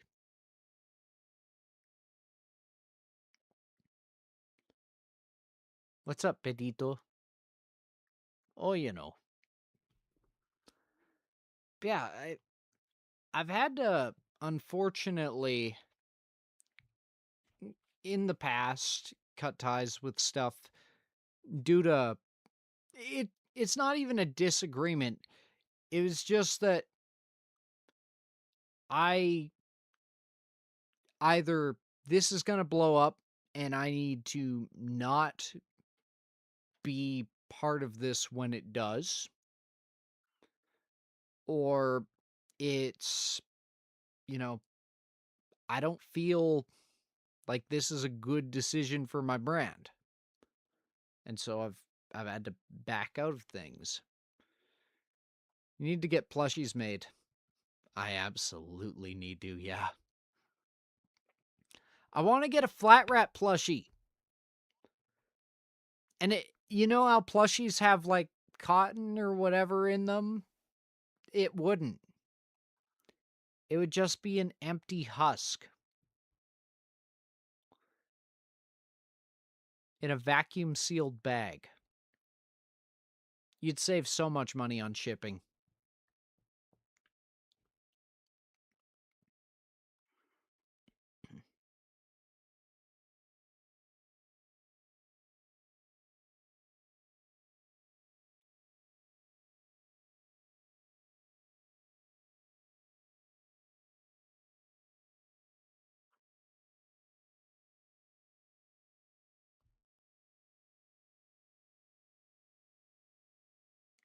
You can mail it in letters. Oh my god, if it was life-size flat rat, I literally could. Oh my god, that is so dumb, but I love it.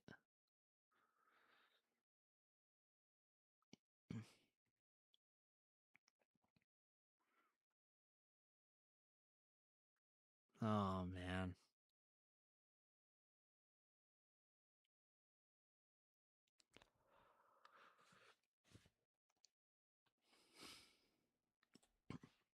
Yeah.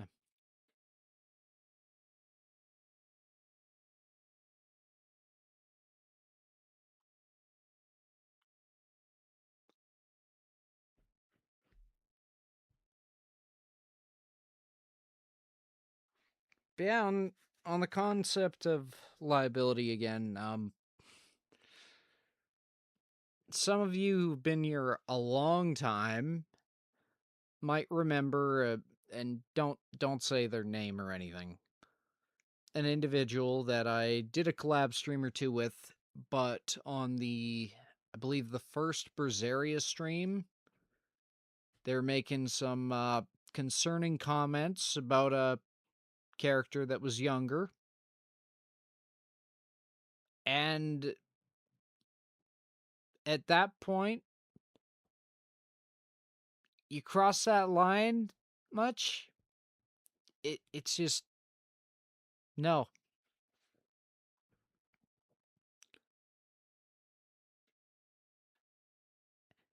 And like, as I was making the decision, it's like I'm still aware that this person's saying this thing as a joke and all that, but I can't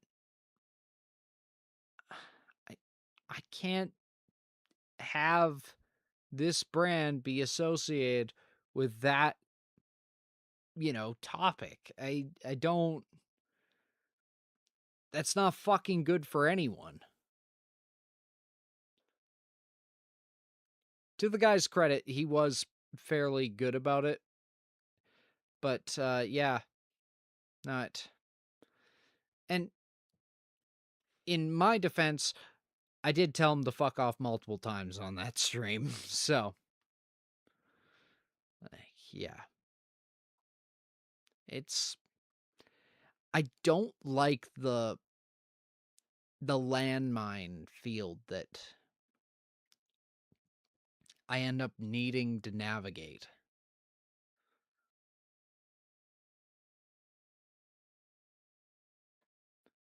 And I didn't think going into this that I'd ever have to. Again, when I started off, I was initially going to be a cat boy, femboy. That was going to be my thing.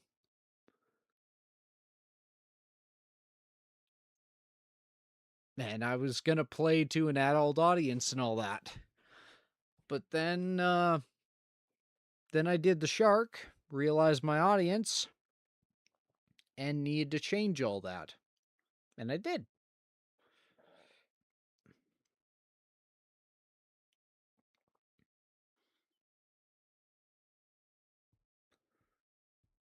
But yeah.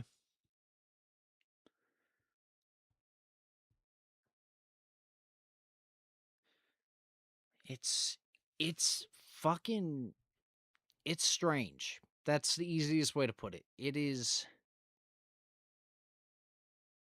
a strange tightrope. And typically the way you get across the tightrope is just by, you know, if someone's being weird, you back the fuck away. If you're saying things that are weird, you stop fucking saying them. Like, the situation, at the end of the day, that is typically the solution. Not always, but typically.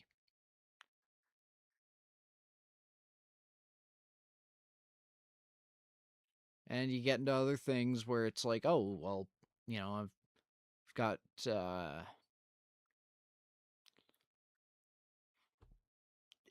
sunken cost, in a way. That sounds more demeaning. I don't mean it as that, but, like, you know, I've built up a lot with this. And now I need to get away from it. Well, I've put so much time into this, and I feel I can steer this in the direction I want. It's a difficult choice. And there's not necessarily a right or wrong one in that situation. But you do the best you can with what you got.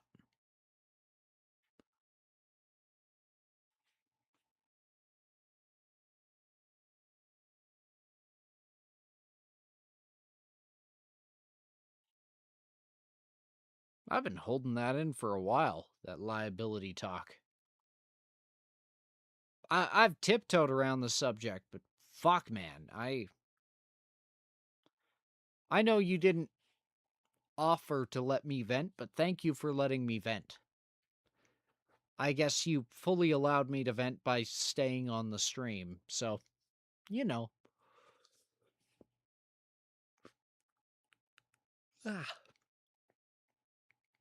Well, fellas, it's 11:16 p.m. for me.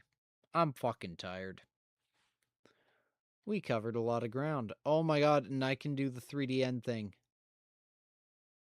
Sent you the buckets. Oh, hell yeah.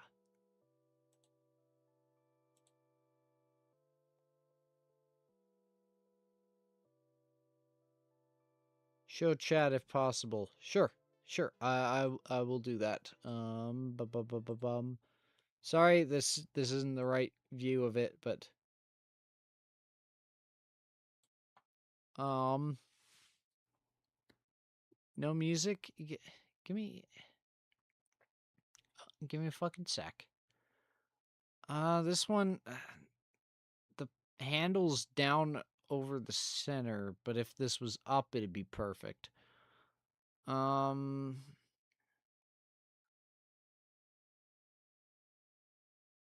Yeah, we'll go with this one then, unless you can raise the handle on this bucket.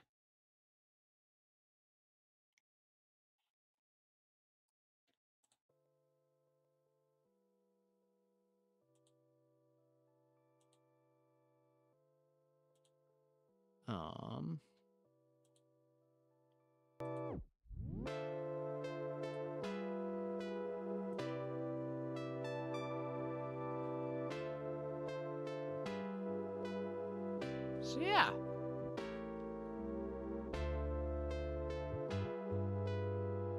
This has been a good one.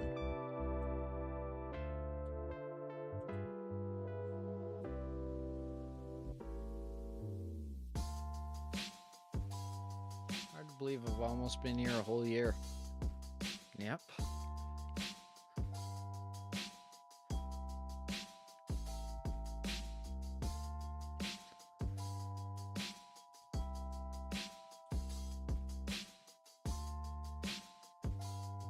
Fuck, how long have I been streaming?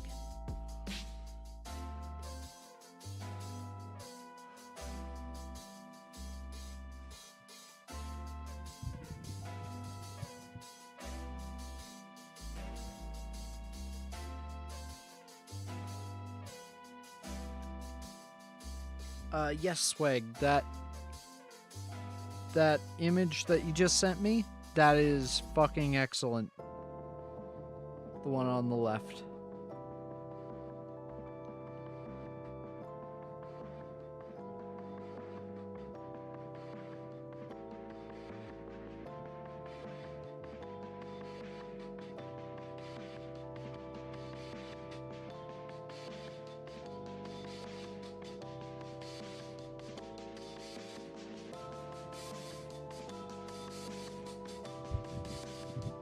Music's good, but what if Eel Lullaby? I agree. I'm gonna have to see about getting a full version of it done in a lo-fi sense like this. I remember when I first joined. I was still closeted, went by Phil, and was a immature dipshit. Now I'm openly a girl, go by Iris, and I'm still an immature dipshit. That's the way to live.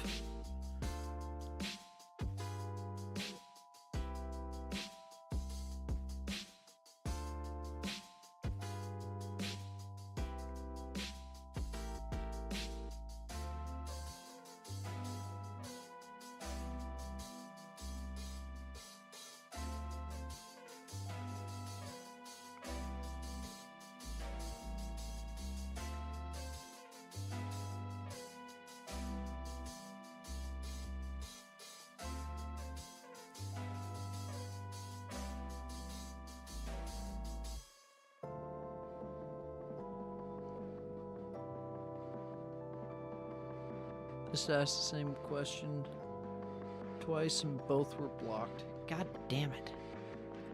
Give me a second. I will take a look at it.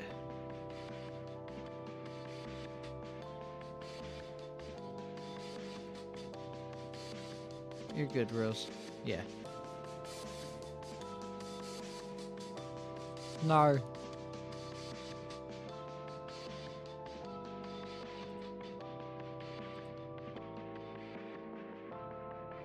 I'm a bad Rose. No, you are a good Rose.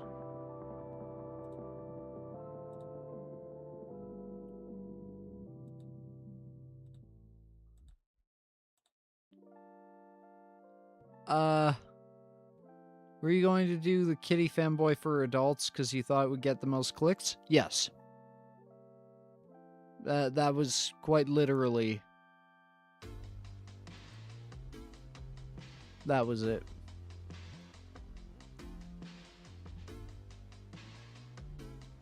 The what and the what?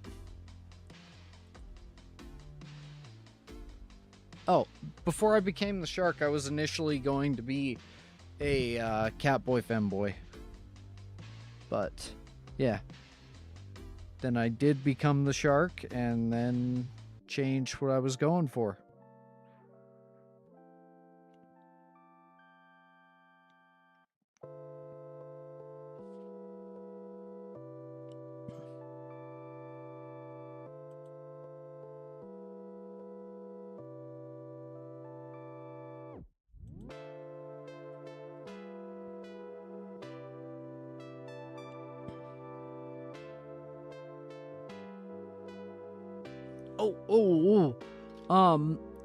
Let's do a raid thing. Disable my Twitch for a bit. Oh. Fair enough. Send the characters in the Discord. Sure.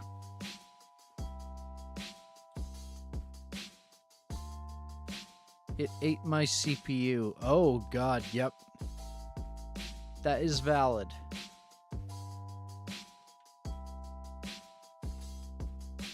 But don't remove me from mod. I ain't gonna. You're fucking solid over there.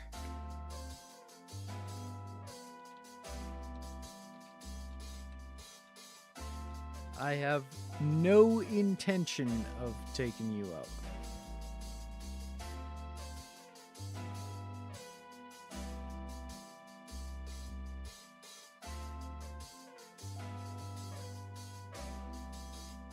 It's what you honestly wanted to be, and that's what matters. Yeah. That was the thing, like, Sure, you can get a fair bit through being a, as they say, a lewd tuber and all that. There's nothing wrong with that. But if it's not something that you actually want to commit to, then you're gonna end up hating it in a while. And that's the biggest bit of advice I can give to anyone who's trying to get into content creation. Don't go into it thinking that it's going to work. And that sounds really fucking sad when I say it out loud, but what I'm trying to say is, if you go into this expecting, not even expecting, but wanting to get to that level of being up there, it's not that you won't. I truly believe that with admittedly a bit of luck, we've all got the potential. But if you turn it into a job more than a hobby or just something to shoot for, if you get too serious with it, it does beat into you. Hell, I've noticed that with myself a few times.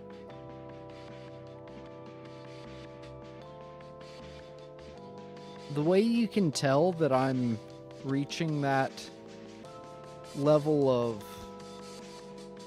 where this isn't as fun now, I can't even say it's a job because I wouldn't be able to pay my fucking power bill, let alone anything else on my current YouTube pay.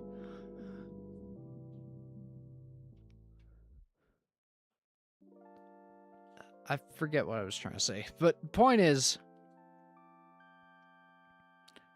y'all are fucking cool. And yeah.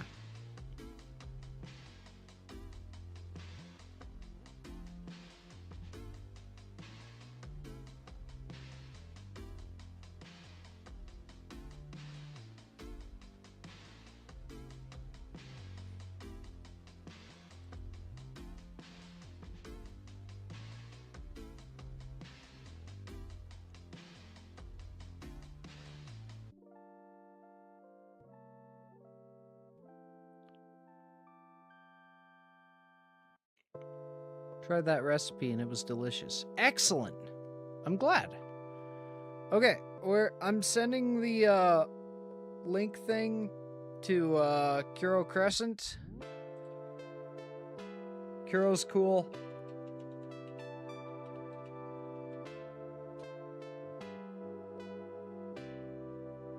Please show them some love. And on the topic of liability, please behave yourself while you're over there. Stay safe, fellas.